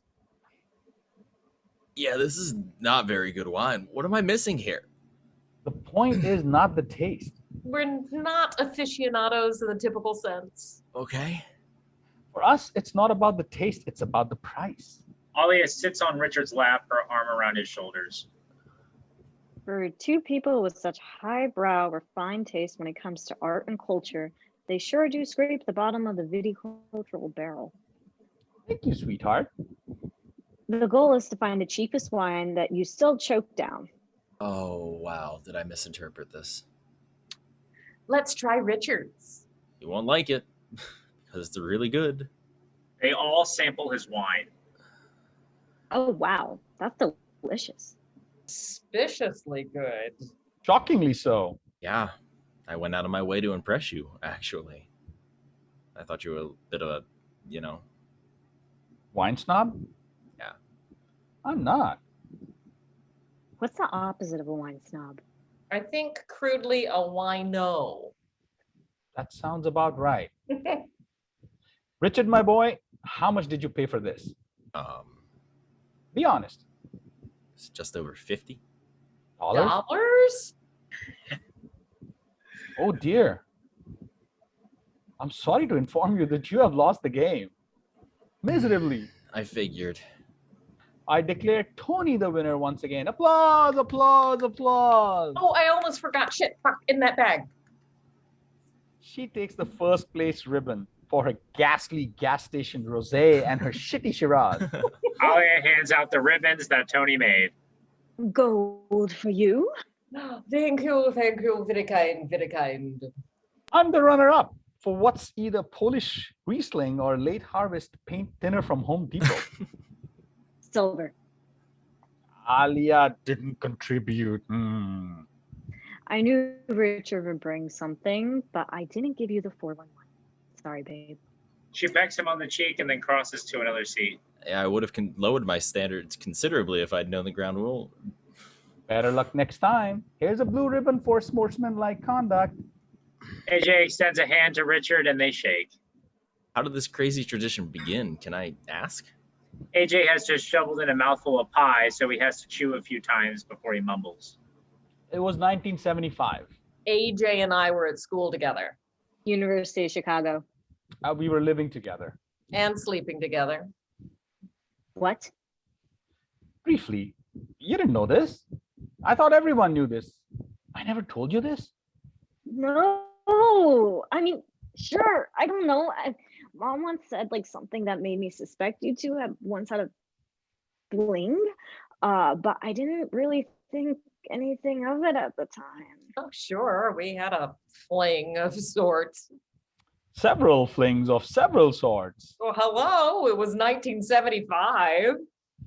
Of course, this was before I realized that women were much better lovers and far less competition. Zing! I thought you went to Cambridge. Oxford. And emigrated to America for grad school. Mm-hmm. We were pauper students. Oh my God, living in this dreadful attic apartment over an Indian restaurant. Rather conventionally named the Maharaja Cafe. Yes, I mean, don't get me wrong. I love Indian food. I could eat tandoori chicken for lunch and dinner for months on end, but it's not a smell one is accustomed to from the moment you wake up in the morning to the moment you go to bed at night. And even while you're dreaming, I'd be nursing my morning coffee and I'd take a spoonful of raisin bran and it would taste like tandoori chicken. I'd step out of the shower and start brushing my teeth. I mean, the Aquafet fresh tasted like tandoori chicken. She's not exaggerating. After 2.5 years, I couldn't stand it any longer. I confessed to AJ. And I said, you're a racist. But I feel the same way. The guy who owned the restaurant, wonderful guy, Ramesh, who owned the apartment, we went to see him about breaking the lease. We felt terrible. No problem, he said. He was sorry for us to leave, but he understood. He confessed to a higher turnaround in tenants over the year. He was surprised that we'd stuck it out so long. Later that day, his son, you remember this? The son came up to bring us a going away present, a colossal portion of tandoori chicken. Anyway, during those years, we were so poor, we couldn't afford good wine. So every day we'd both set off for class. And when we'd come home at night, we'd see who'd found the best bargain basement wine. It became a tradition. Years later, when we both started here at the university, I mean, we never had lavish salaries, but we certainly could afford to move up market from those college days. But there was something else. I don't know, something about living in that bohemian way. I rarely admit to being nostalgic. It was a form of protest, refusing to pay more than a few dollars for something we were essentially going to, guzzle. This tradition became a way to honor our youth. Alia raises her glass. To your boho youth. Our days of destitution. Here, here. Everyone takes a moment to sip their substandard wine. It's odd. Now that I know the story, it actually tastes better. Power of suggestion. Alia stands up and grabs a few plates. No, leave that, darling. It's one of my favorite things to wake up to in the morning and see the devastation from the night before. I'll just clear a few now and you could do the rest in the morning. Leave the glasses. I know. Tony also stands. Anyone care for coffee? Oh, none for me, thanks. Coffee? Are you running a fever or something? I was just testing out the phrase to see how the other half lives. It sounded silly the moment it came out of my mouth. Anyway, nature calls. Alia is holding the screen door for Tony. They both exit onto the house. AJ pours himself another drink. Richard stands to stretch his legs. He notices the binoculars that have been cleared earlier from the main table to a chair. Oh, what are the binoculars for? Spying on the neighbors? Oh, this yard is really great. I bought the house for the mountain behind me. You can't see it now, but if you train your sights up there, certain times of the day, you might catch a glimpse of a brown bear or two. Mountain goats, the occasional winded hiker. Alia is coming back out now to grab a few more dishes. They're mine, actually. When I was little, it was one of my favorite things to do. I'd come out back in the morning to eat breakfast with mom and dad. You remember? We'd sit at the table here with our toast and marmalade, and I'd glance up at the mountain. Some days, if I'd woken late and dad would have already left for his run, so I'd take my binocular and try to spot him up there, running on the trail with the dog. I never said earlier. I'm sorry about your dog. You still run? Only if I'm being chased. Richard runs. Yeah, we should run sometime. I'm doing a 5K in Portland in a couple of weeks. I could use all the training. I'll pass. There's something undignified about a man my age in shorts. You never got another? Huh? Dog. Yeah, you should think about it, Dad. I don't want to live anymore. I don't want to outlive any more four-legged. Camp was the greatest of furry companions. It would be an insult to his memories.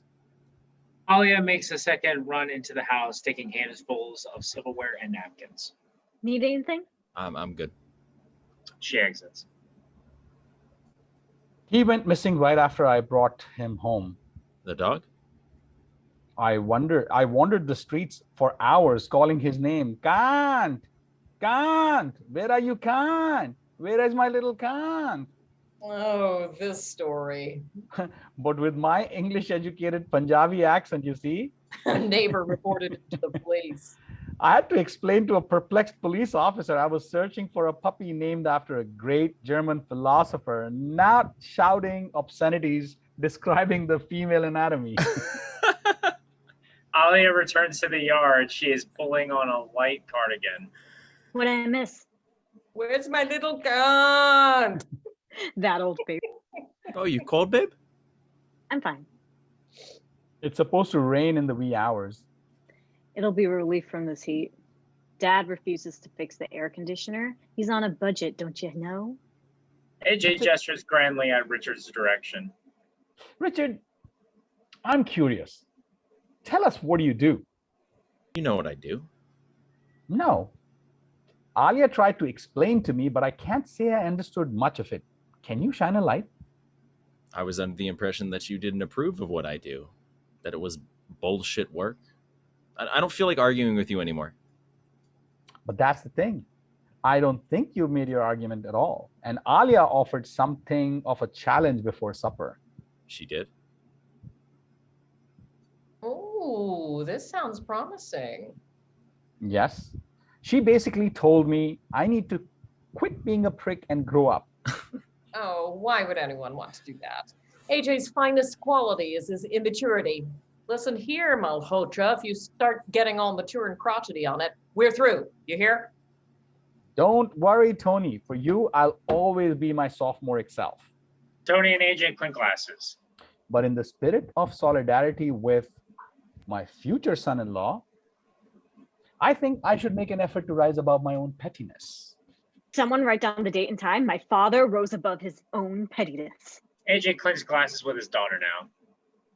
We can have our differences and still respect each other. I hope we can. And Alia, she can have a father who thinks one way and a fiance who thinks another. I mean, this is the new zeitgeist, families having to contend with a rift in attitudes since the last election. Deep philosophical and political differences bringing acrimony to the most humdrum of family gatherings.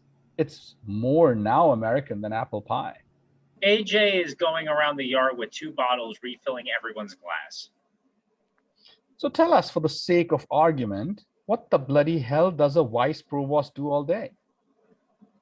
Well, the provost oversees all areas of university considered academic. You all know this. Assume we don't.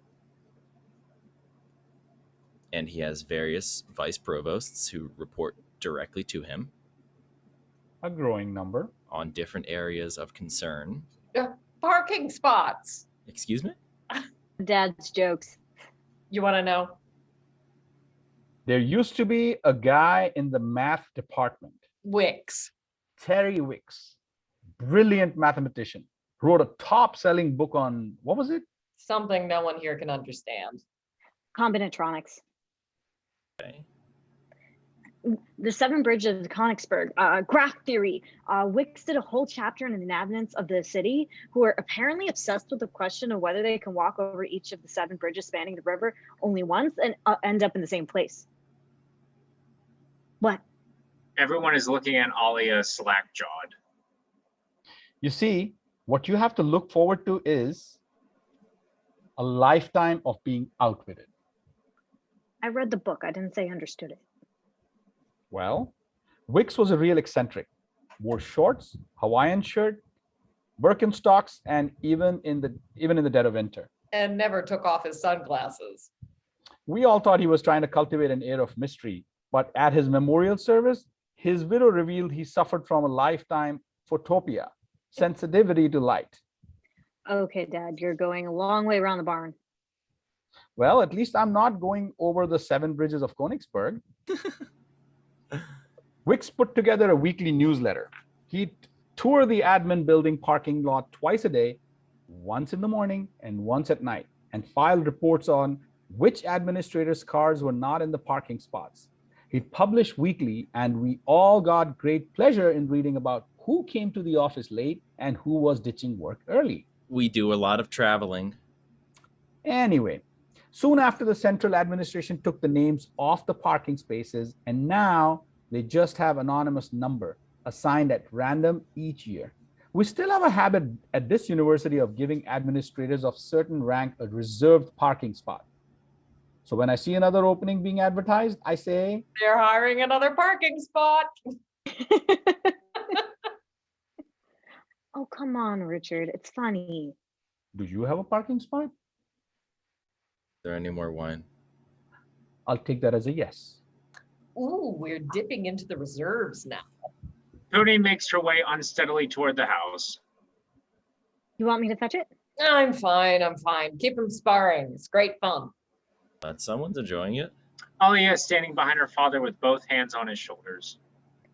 Richard, how many vice provosts do we have at the university currently? I actually don't know the answer to this. Oh, come on. He's not going to get off the topic until you cough up an answer.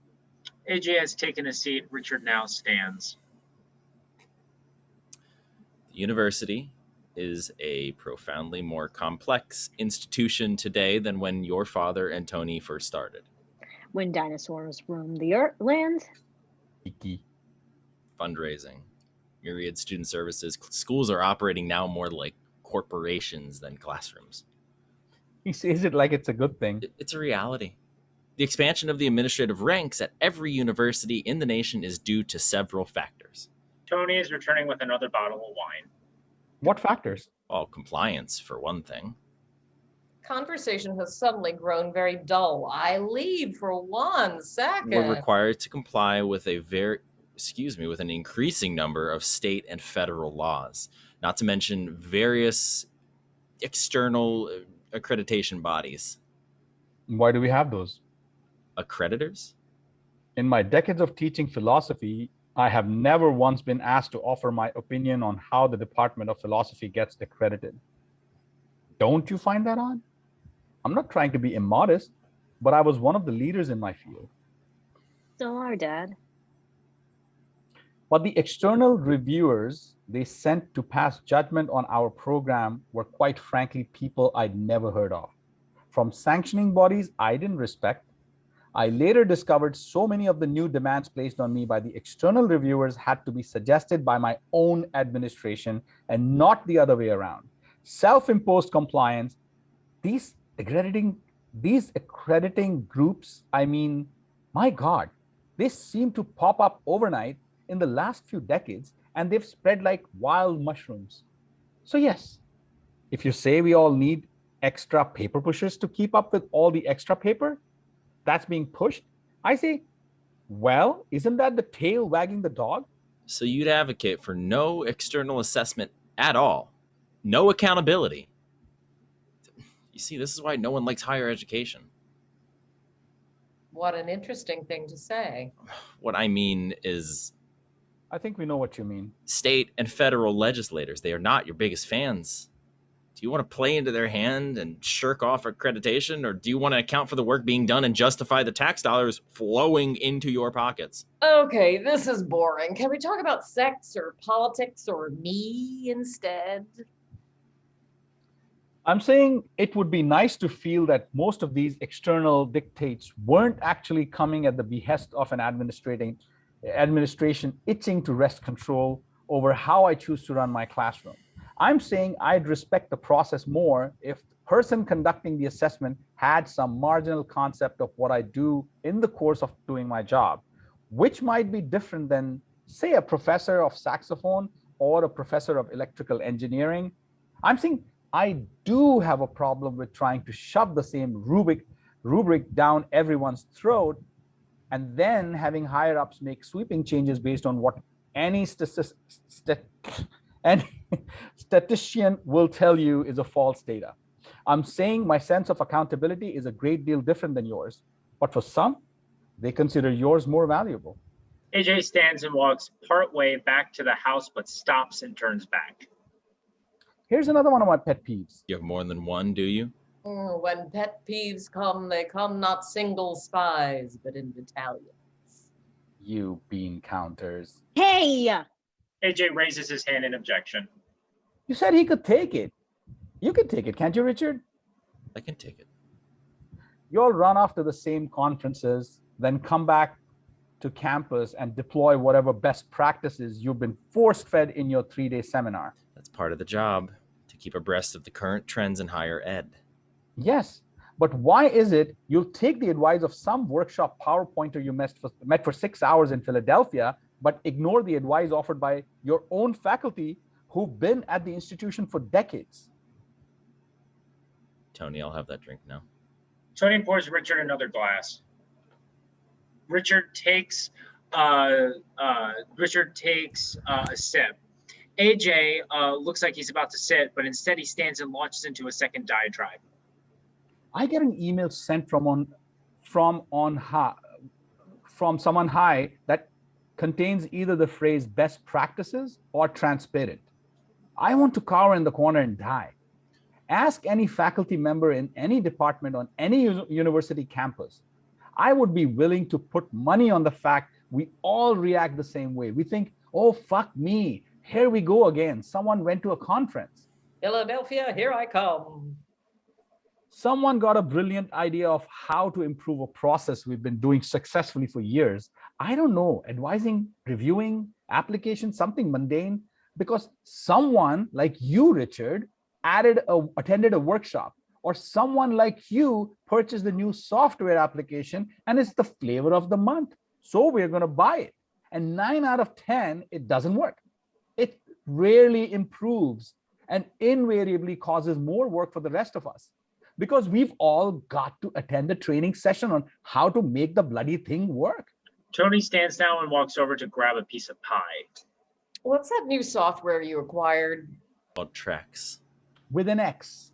It's going to improve efficiency, retention rates, allow students to schedule meetings with professors. It's important they get quick and effective feedback on their work. Isn't that called email? Isn't that called dropping in to see me during office hours?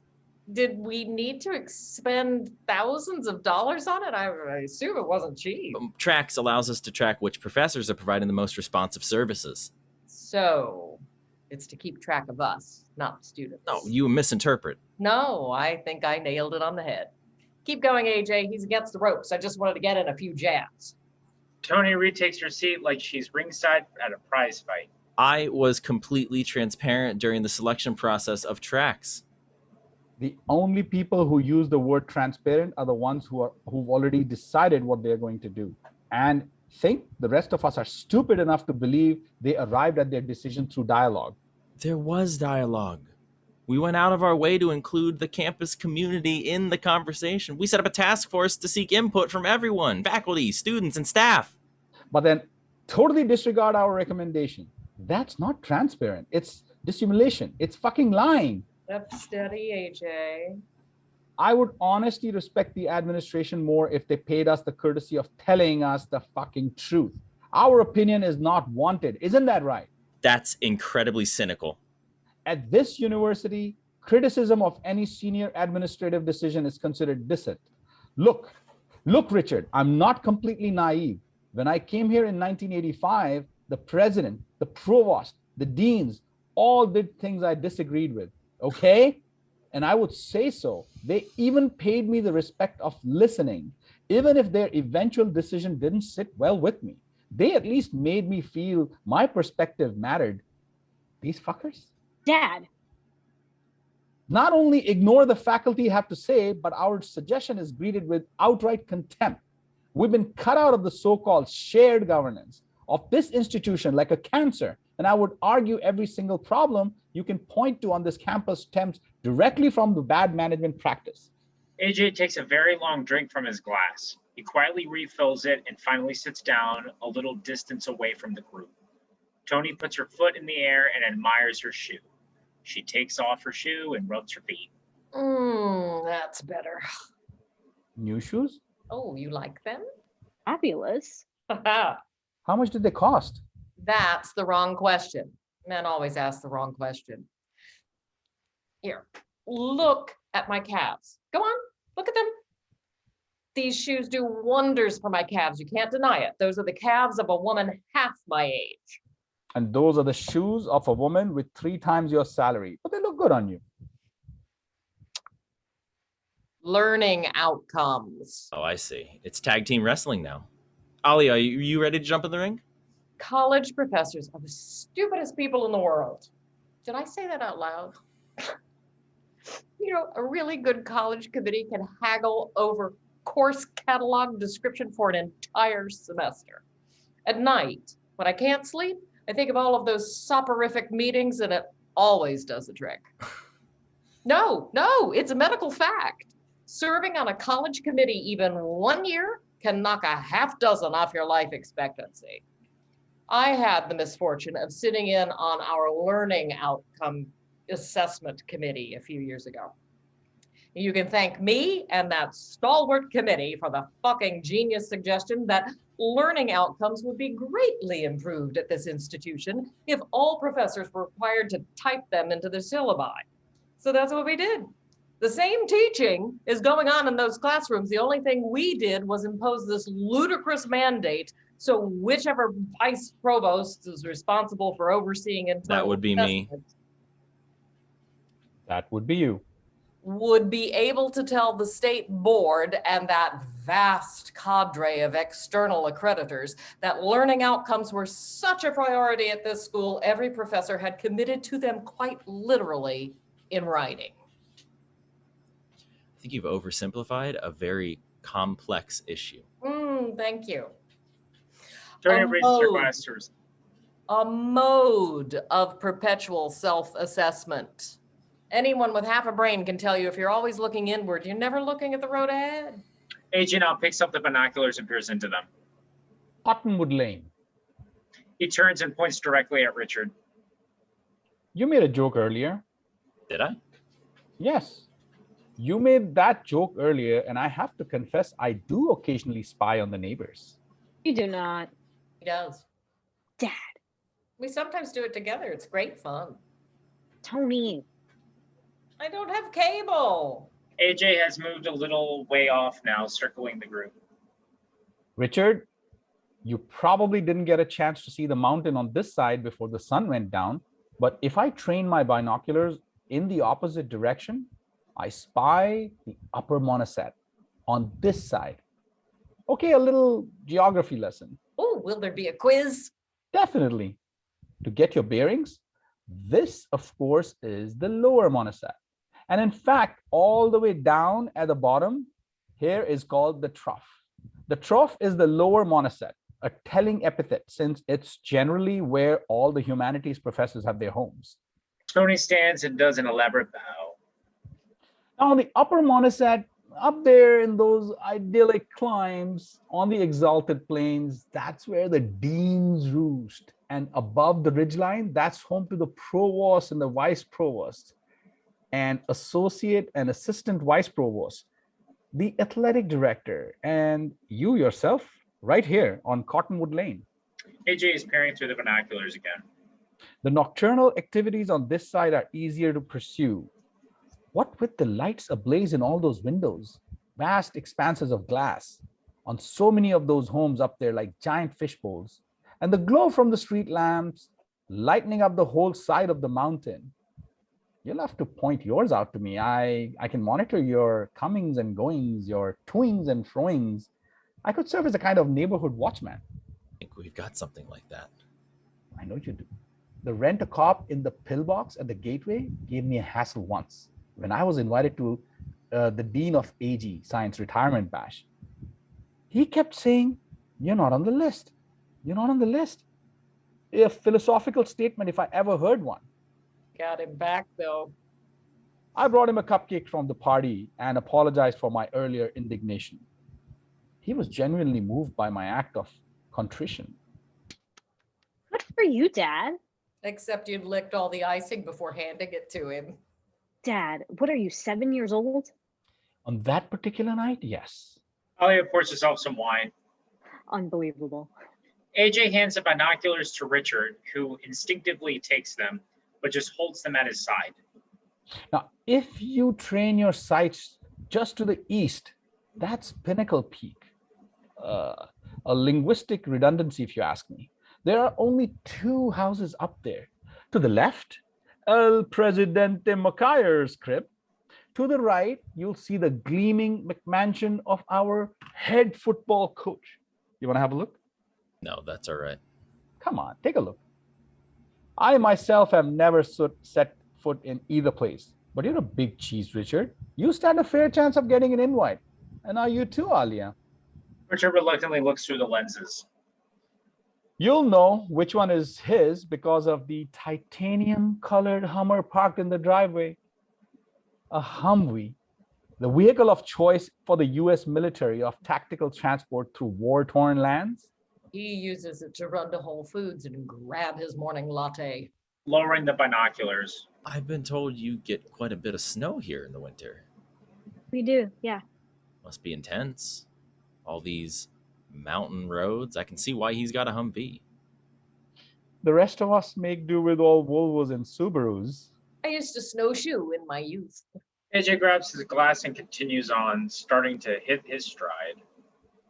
But you see, the head football coach thinks of himself as a Roman emperor, likes to drive that shining monstrosity through the gates of the university like a valiant warrior returning home with the spoils of war. Of course, we can't remember the last time there were any spoils.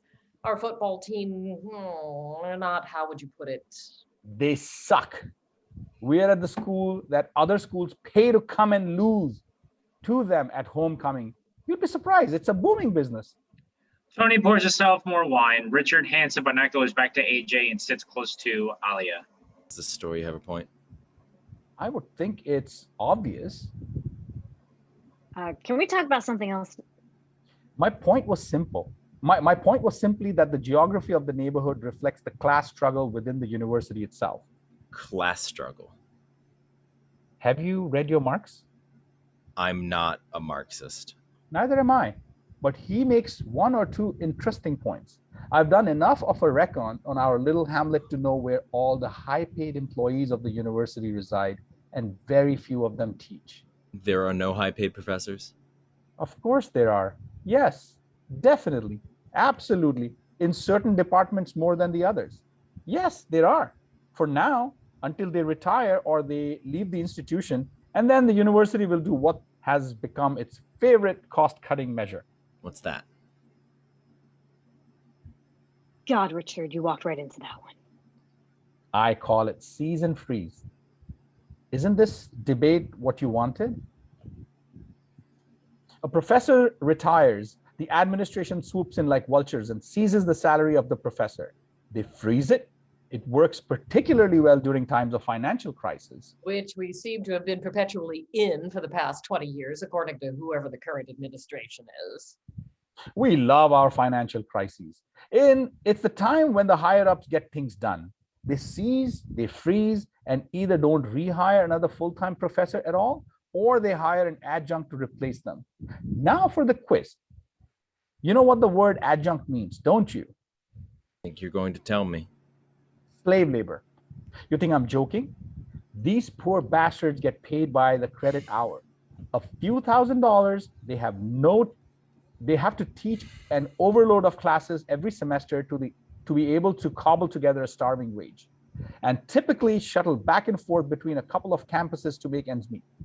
Since they're independent contractors, those expenses aren't covered by the university. They have zero time for research, zero time to actually develop as a faculty member. The university claims they are saving money, but the salary savings get siphoned into something important, some other important things than instruction. This is not a new practice, AJ. There have always been contingent faculty on college campuses. But in recent decades, we've seen a disturbing trend. AJ steps aside and offers the floor to Tony. Look at the 70s. This is not the 70s. 70% of college professors were full-time, tenure-track positions. Roughly 30% were adjunct.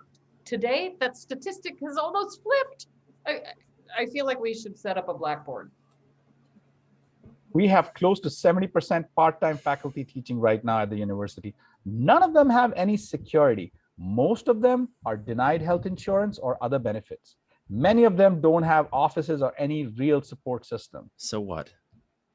Why should academia be any different than any other industry? Why are there are part-time workers in hundreds of different career paths? Well, Richard, if you're unable to see the difference between the fast food industry and what Thomas Jefferson believed was the crucial basis for a democratic society, then I'm just whistling in the wind. If you can't understand the nuance here, so what? These adjuncts are doing all the heavy lifting, and universities across the country are raking in millions of dollars in tuition annually on this contingent workforce without compensating them fairly. So what?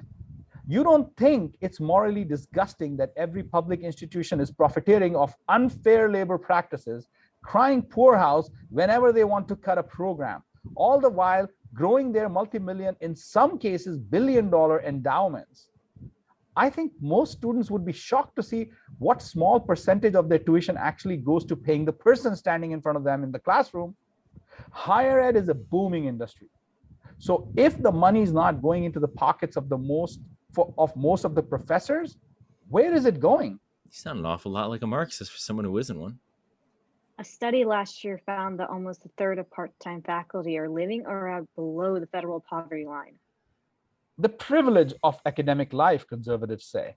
There are actually homeless professors out there holding office hours in college parking lots in the cars they live in, teaching the future citizens of this great nation of ours. So what? Hiring contingent faculty is one of the ways we've been trying to keep from raising tuition. We are under a tremendous pressure, from parents, and they're putting pressure on their representatives. Well, it hasn't worked. Tuition continues to skyrocket, and you continue to convert tenure track lines into adjunct ones, claiming so-called salary savings. So you'll forgive me, VP Keene, when it's hard for me to get behind the Dean of Students' moronic idea of having a lazy river installed in the fucking student rec center. You are kidding. That's not true. In the paper last week, a proposed amenity that apparently plays well at recruitment fairs.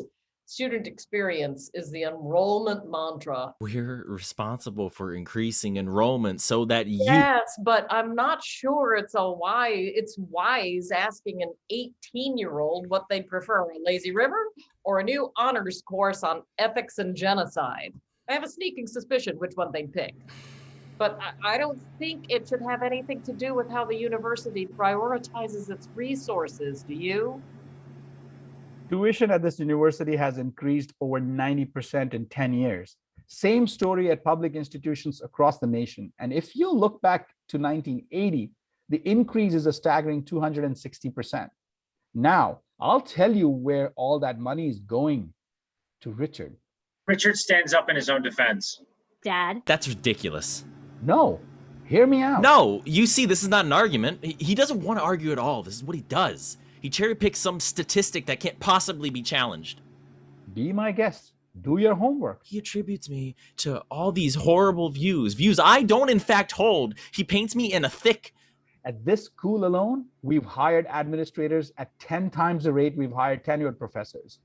And their salary increases over the past decades have massively outpaced faculty increases that don't even keep up with inflation. When we start teaching, it was professors like us who'd be doing your job voluntarily or for a small stipend. It was called service. Now we hire them at what? What do they pay you, Richard? Dad, don't be crass. Oh, it's about money, is it? I think that's his point. You work at a state university, your salary is a matter of public record. We could look it up. Let me guess. Our dean gets about 190, 200 grand. So you're what, 225, 250? Tell me if I'm getting warmer. Our last president made over 450,000, and that was apparently not enough because we were sniffing around for a new gig all last year and finally got one this year. Like the sands through the hourglass, these are our past presidents parting for cushier lives. I've been teaching here for 33 years. Last year, I broke 80,000. Now listen, I'm not complaining. In fact, some may say, look, buddy, you're a fucking philosopher. You should be happy they pay you anything at all. And I am, believe me. I was ecstatic to be paid a salary to teach what I know and love. But when I see people hauling in whopping great salaries in excess of 250,000 and making decisions that adversely affect our ability to teach, you understand? And seriously eroding the quality of our student education. And most of these people never step foot inside a classroom, I think. What's wrong with this bloody picture?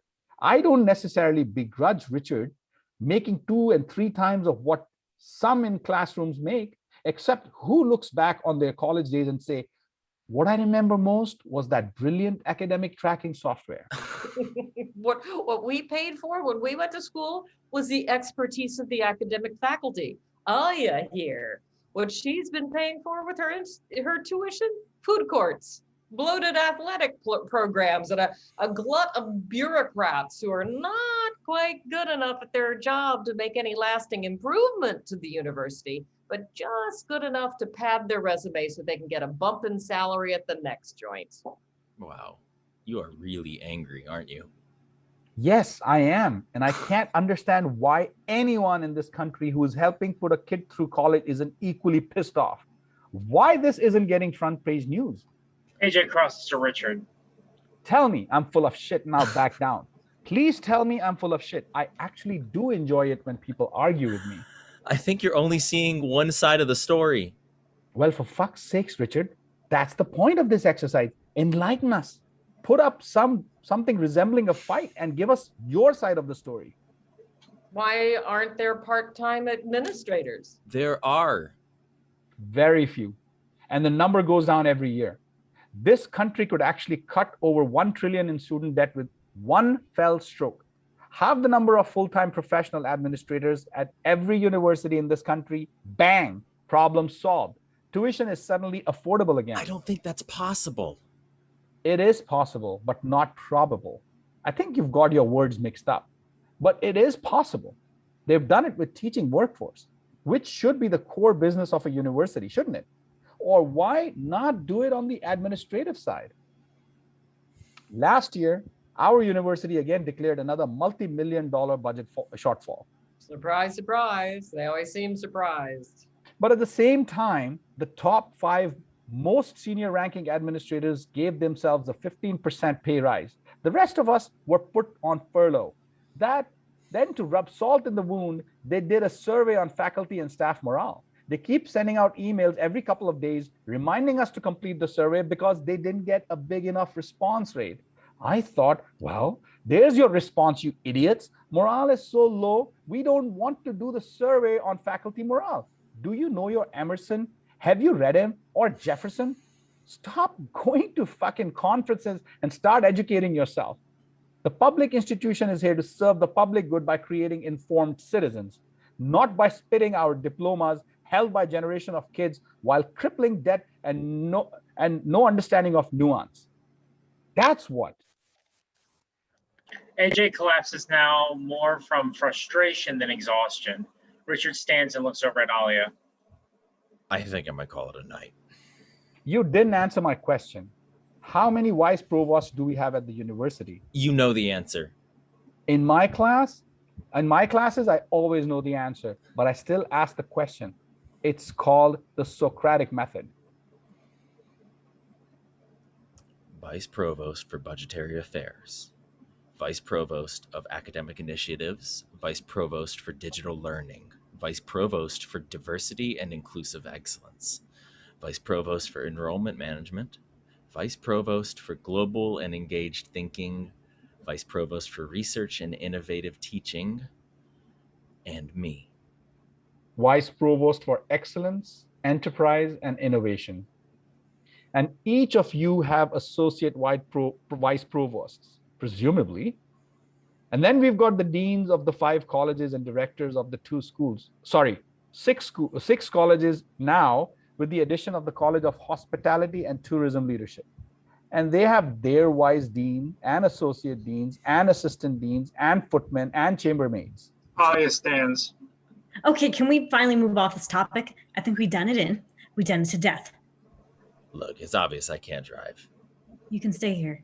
Richard starts for the house. I'm just hoping Richard can at some point tell me, since he is one of them, why we need so many vice provosts and what they all do all day. Okay, Dad, we're done. Leave it alone, will you? Please?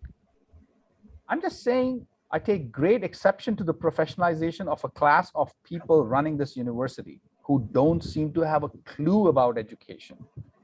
Richard has a PhD in education.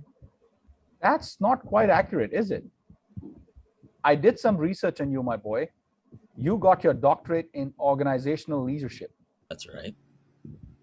Through the education department at your alma mater, but the focus was not on education per se, but on the running of an educational institution. You have to admit there's an important distinction there. What's your point? You've never taught. In grad school. Never really been in classroom, though on the front lines, as it were, in the trenches.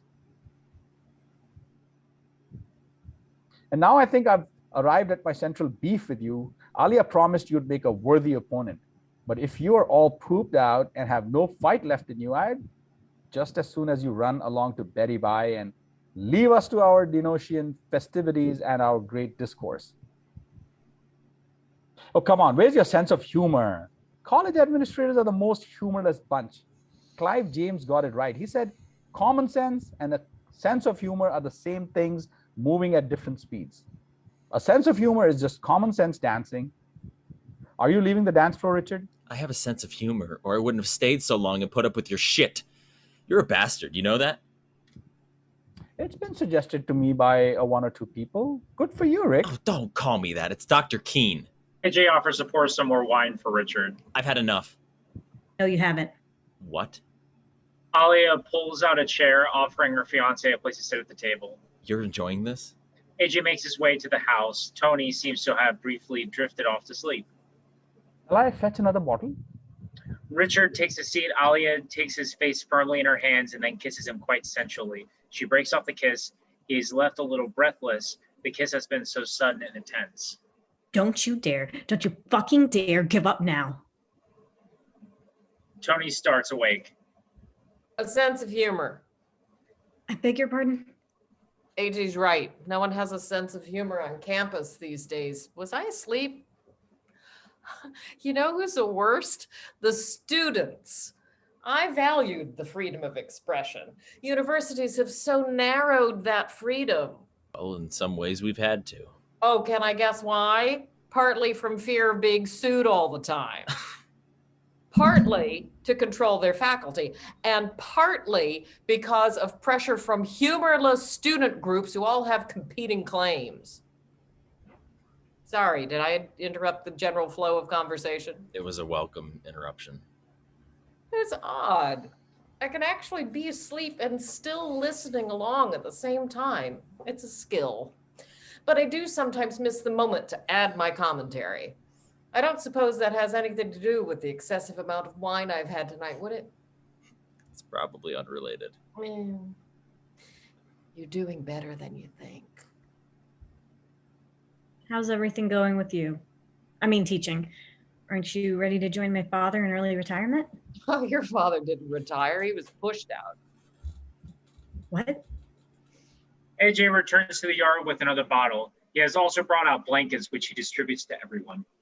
You know, Richard, you're young, so you're naturally suspicious of broad statements like this, but things really have changed since we first started teaching. It's seismic. I hear this all the time. Can you be more specific? I'm genuinely interested. I'm trying to wrap my head around this.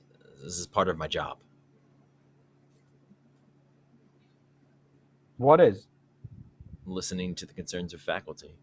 Please, go on. AJ has taken a blanket with him to his seat and has put it around his shoulders. He has refreshed his own drink and Tony's. He's now just sits. It's the politics that put me off.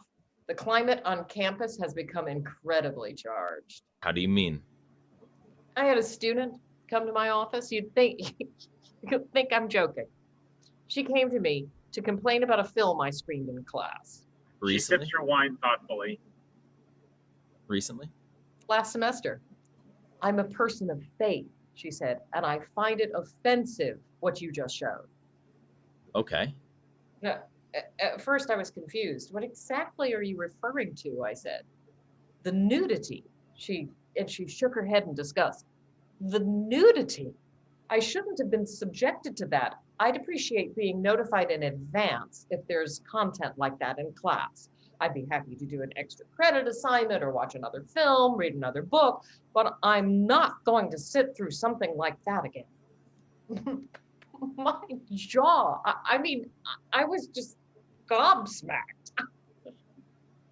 I don't get it. I had absolutely no idea what she was talking about. And she could tell. The documentary you just showed, she said, that documentary. And then it hit me. You're kidding. You mean the one about the liberation of Auschwitz? I said, the bodies. Is that what you mean?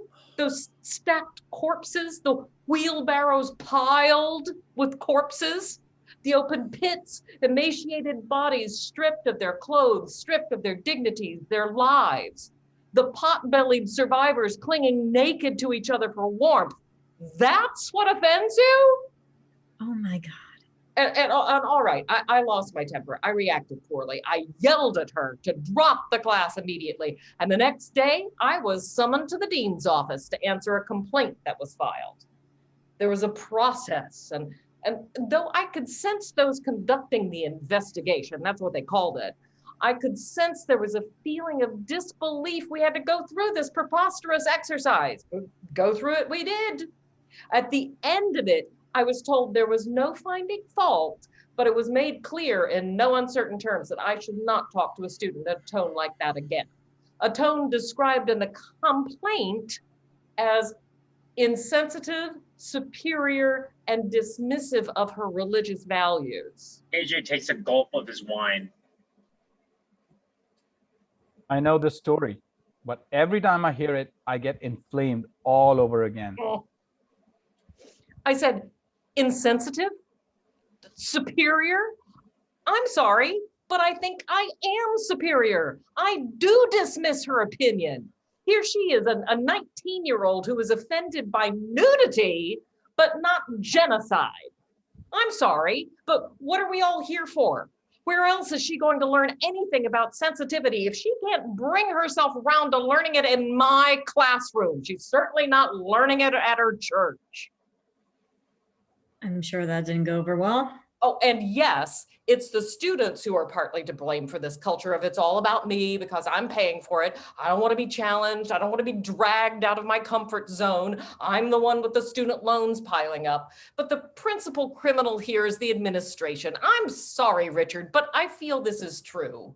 In the service of strategic enrollment management, in the service of marketing knowledge like it's a pair of fucking shoes, you've done a fantastic job of making the student feel like the customer, and the customer is always right. Tony stands now, her blanket wrapped around her, suddenly quite unsteady on her feet. Richard is quick to come to her rescue and guides her carefully to a chair. Oops, careful now. Oh, I'll be all right. I just need a glass of water, and I need to go home. Alia pours a glass of water and hands it to her. Thank you, dearest. Stay the night, won't you? Yeah, don't go. Come on, Tony. It appears we are having an impromptu slumber party. If you don't mind, AJ, I think I've had enough stimulation for one night. Fair enough. Give me a kiss and send me on my way. Are you sure? I'm 6 houses down. Richard is holding the garden gate open for her. Tony takes a step toward her bike, but then just points at it dramatically.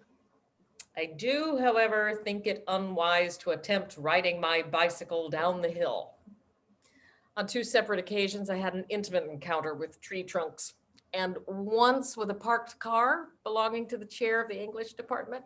The son of a bitch tried to get my tenure decision overturned on account of the dent my personality made in the back of his Toyota Tercel. She turns back to the group briefly at the threshold of the gate. I'm leaving my Schwinn in your care. Righto. Alia, you're an amazing woman, and I hope someday to be just like you. But a word of advice. It is nice having men fight over you, but in this case, they actually do believe fundamentally different things, and the argument is insoluble.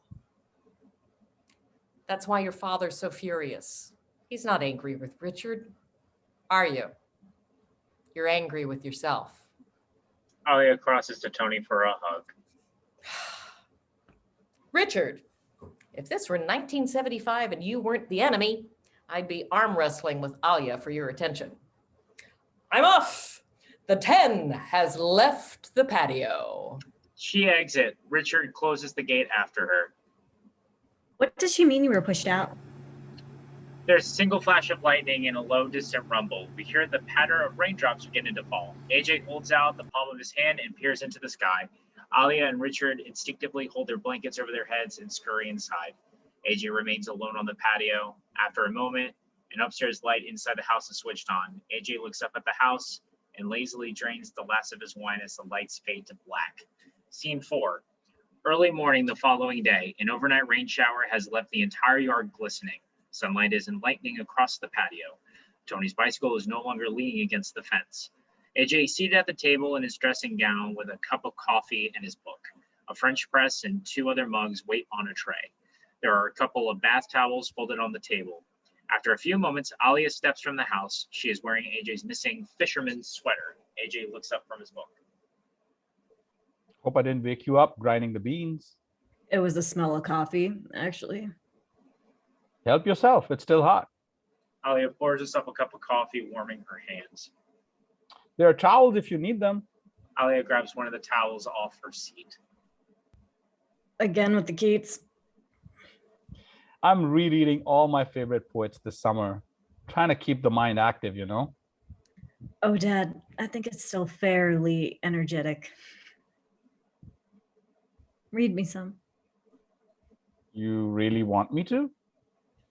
I can pretend I'm 6 years old again, and things really aren't this complicated between us. AJ spreads the book open before him. She hurried at his words, beset with fears, for there are sleeping dragons all around. I don't recognize it. It's from the eve of St. Agnes. He's describing a superstition that on the eve of the feast of St. Agnes, young women would go to sleep and dream of their future husbands. You just happen to have it open to that page. No, it took me 2 bloody hours to find this quote.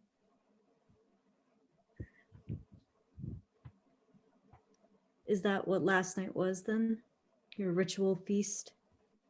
And all night what? I was supposed to be dreaming of Richard. You tell me. Alia looks around at all the empty bottles and wine glasses. Do you think we overdid it last night? You overdid it. And Richard certainly did. How is he? He'll live. You think Tony got home safely? She's already off to the farmer's market in search of morels. She came by for her bike before dawn. Honestly, I don't know how you two manage it. Carousing until the wee hours, then up bright and early the next morning. What does Malcolm Gladwell say? You can master anything if you commit to 10,000 hours of deliberate practice. Tiger Woods did putts. We do this. It's not good for you, Dad. So, Here comes. you told me you've retired. That's what you told me. That was the information I've been operating on. Early retirement with perks. That it was voluntary. Now I learned you were forced out. I want to know, how were you forced out? I pressed Richard about it last night, but he just sort of passed out. Well, I don't even know if I want to know. Do I want to know? I can't help wonder if you already know. If you unconsciously knew the basic trajectory of last night's conversation before it even started, you described Richard as amazing, that you're in love with him, deeply in love. And yet, I can't help wonder if you wanted me to rough him up a bit, see what he was made of. You look like your mother, but you're very much like me. You're right, by the way. You do look good in that sweater. Don't worry, I'll remember to not repack it in my suitcase. No, I want you to have it. The only person who ever looked as good in it was your mother. She bought it for herself, actually, and I stole it. You didn't. And now I'm letting you steal it from me. You need it more than I do. A thinking sweater. Do you miss her? It's indescribable. Alia just looks at him. She crosses to him and throws her arms tightly around her father. I really love you, Dad. I know, sweetheart. That's what makes this hard. Alia pulls away from her father. At once Richard opens the back door, he struggles with the screen, then shuffles outside in his crumpled dress pants and dress shirt. He is barefoot. We can see he's feeling fragile from the previous night's festivities. Good morning, Richard. How about we go on that run, just the two of us? What do you say? Richard freezes in his tracks and squints in AJ's direction. There's a good chance he's still mildly drunk. Did you know your roof leaks?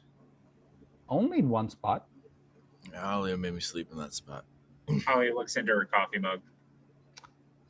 That's what the bucket's there for besides the bed. Didn't you find it? There was a bucket? Unless I forgot to put it there. It's a very slow leak. I estimate 1 drop per minute. I had to wear a ski cap all night. Oh, I was dear. miserable. Oh dear. I was dreaming that I woke up with a terrible hangover, only to wake up and discover, oh, I have a terrible hangover. Alia hands him a coffee. Here. Richard grips the mug with both hands and sips the coffee. He finds a place to sit. You'll need to... Wipe down the... But it's too late. Richard sits in a wet chair. Yep. That's how this day is gonna go. I should probably get the roof fixed at some point. And the air conditioner and the gate. And the doorbell. I like the doorbell the way it is. Fix it all, Dad. You can't live like this. You can't just let everything you go to pot around you. Why not? I take comfort in knowing objects deteriorate the same way human beings do. Well, it's not very nice for the people visiting you. Does that mean you'll be visiting again? Oh, I haven't decided. I wasn't talking to you. I'm sorry. Maybe you can convince him to take the retirement incentive we offered. We already tried and failed, and tried and failed again. Maybe he'll listen to you. Dad, He can redo the whole house if he wants to. you didn't accept what they offered? They only wanted me to be an emeritus professor so they can keep my name on a door. They only want my name connected with the university because they have a donor obligation. Someone with deep pockets once read one of my books in a class that's no longer offered at that school. Wants to establish a scholarship in my name. Isn't that right? Because I introduced them to the concept of exponentialism.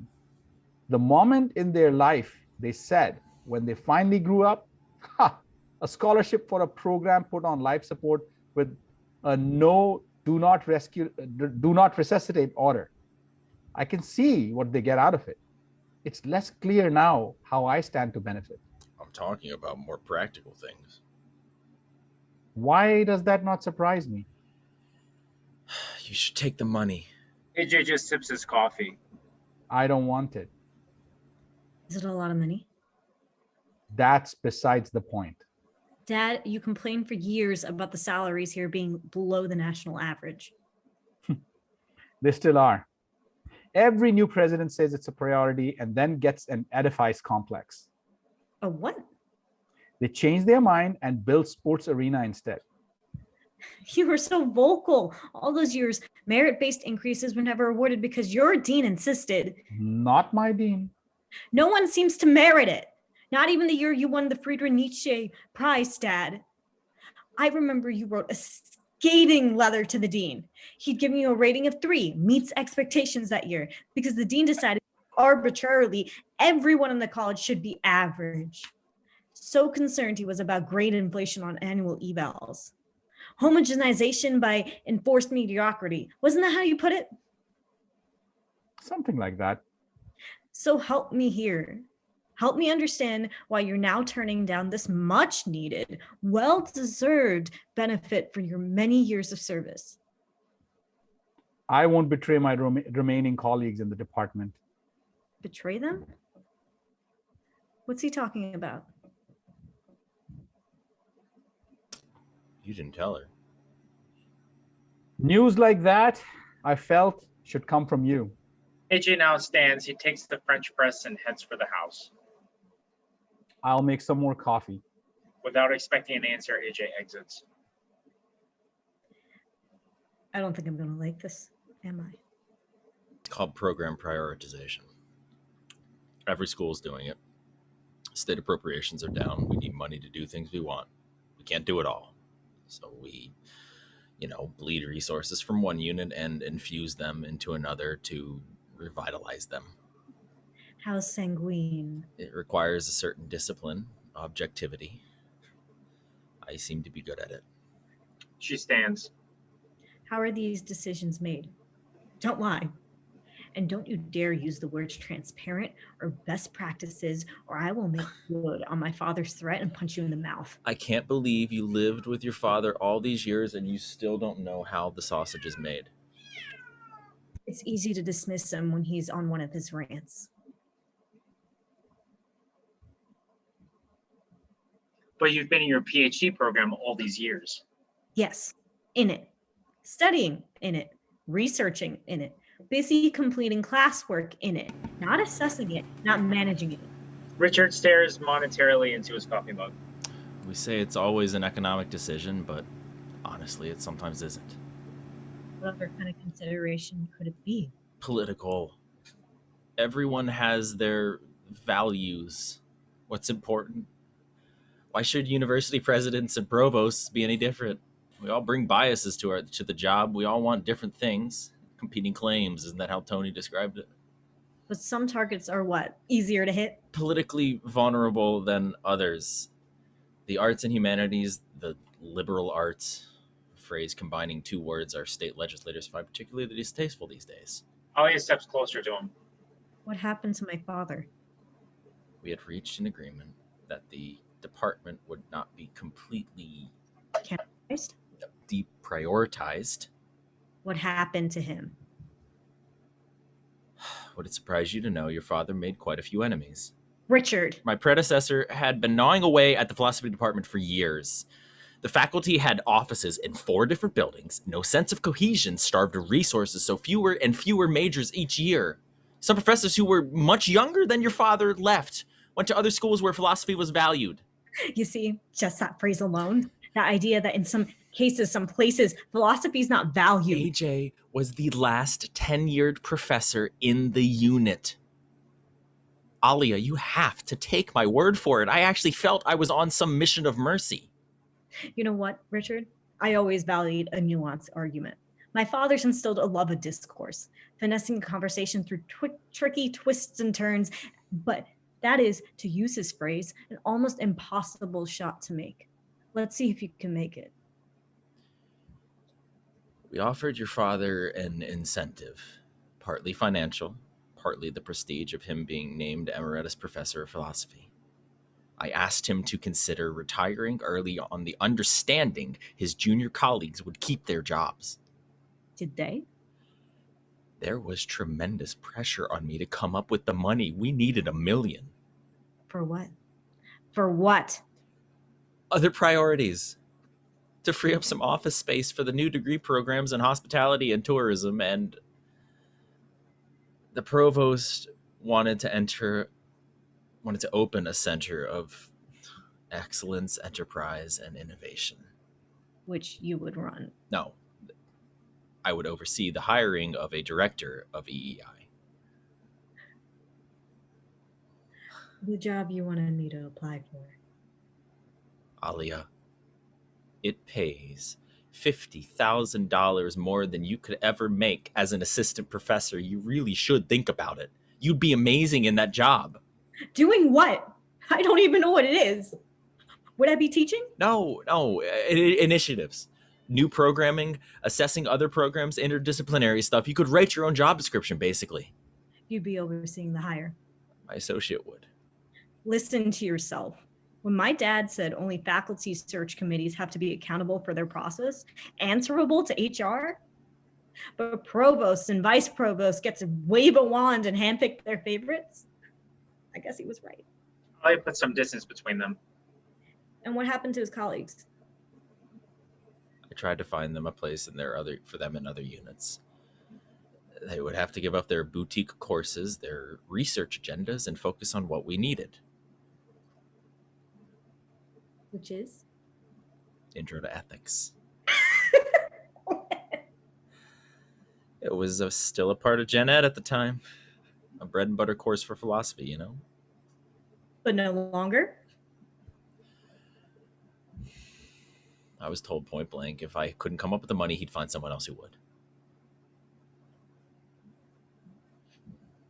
So you lied to my father. You lied. Look at me. To get him to retire, you lied, Richard, didn't you?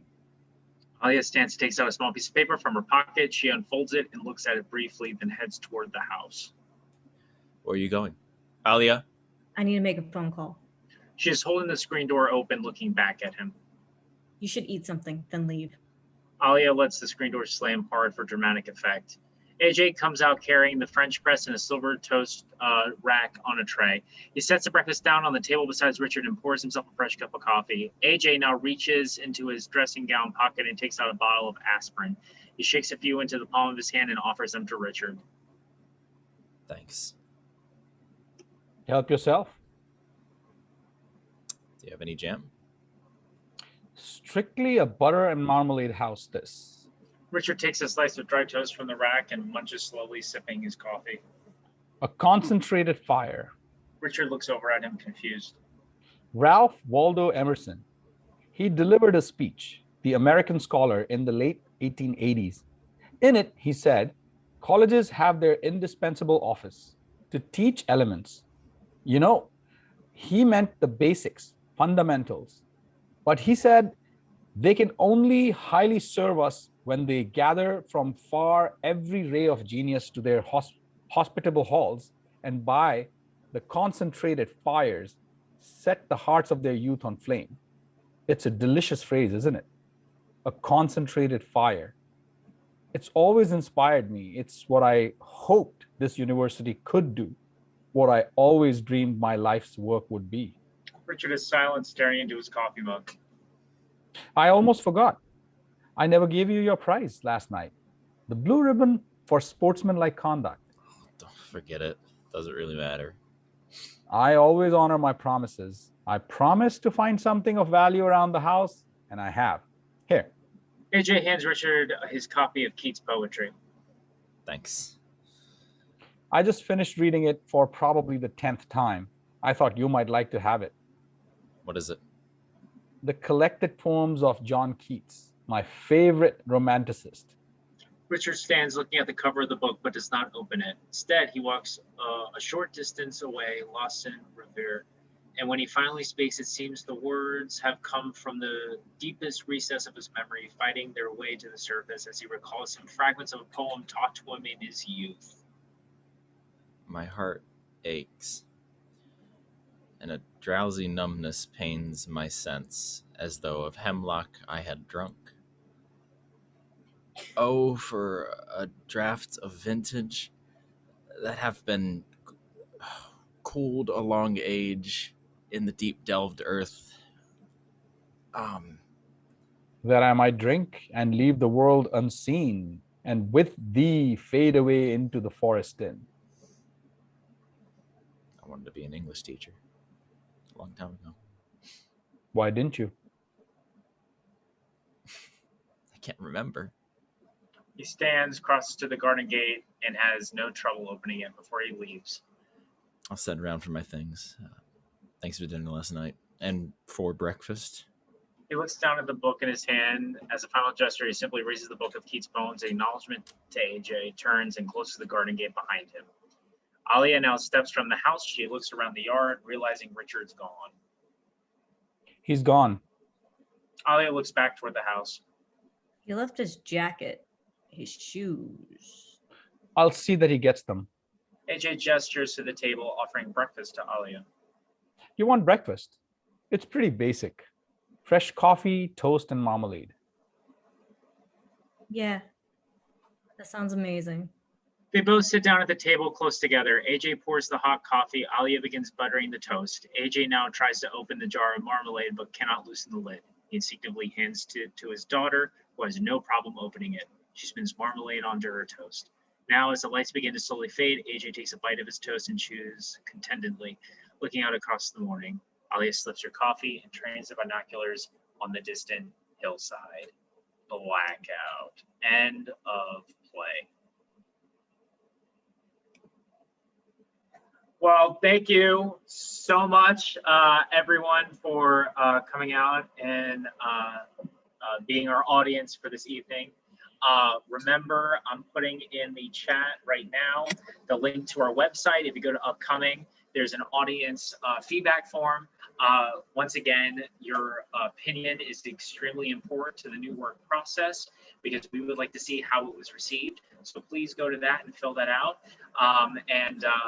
I hope you all have a wonderful rest of your evening and a rest of your weekend. I hope to see you all at the next reading, and stay safe and have a good one. Bye, everyone. Good night.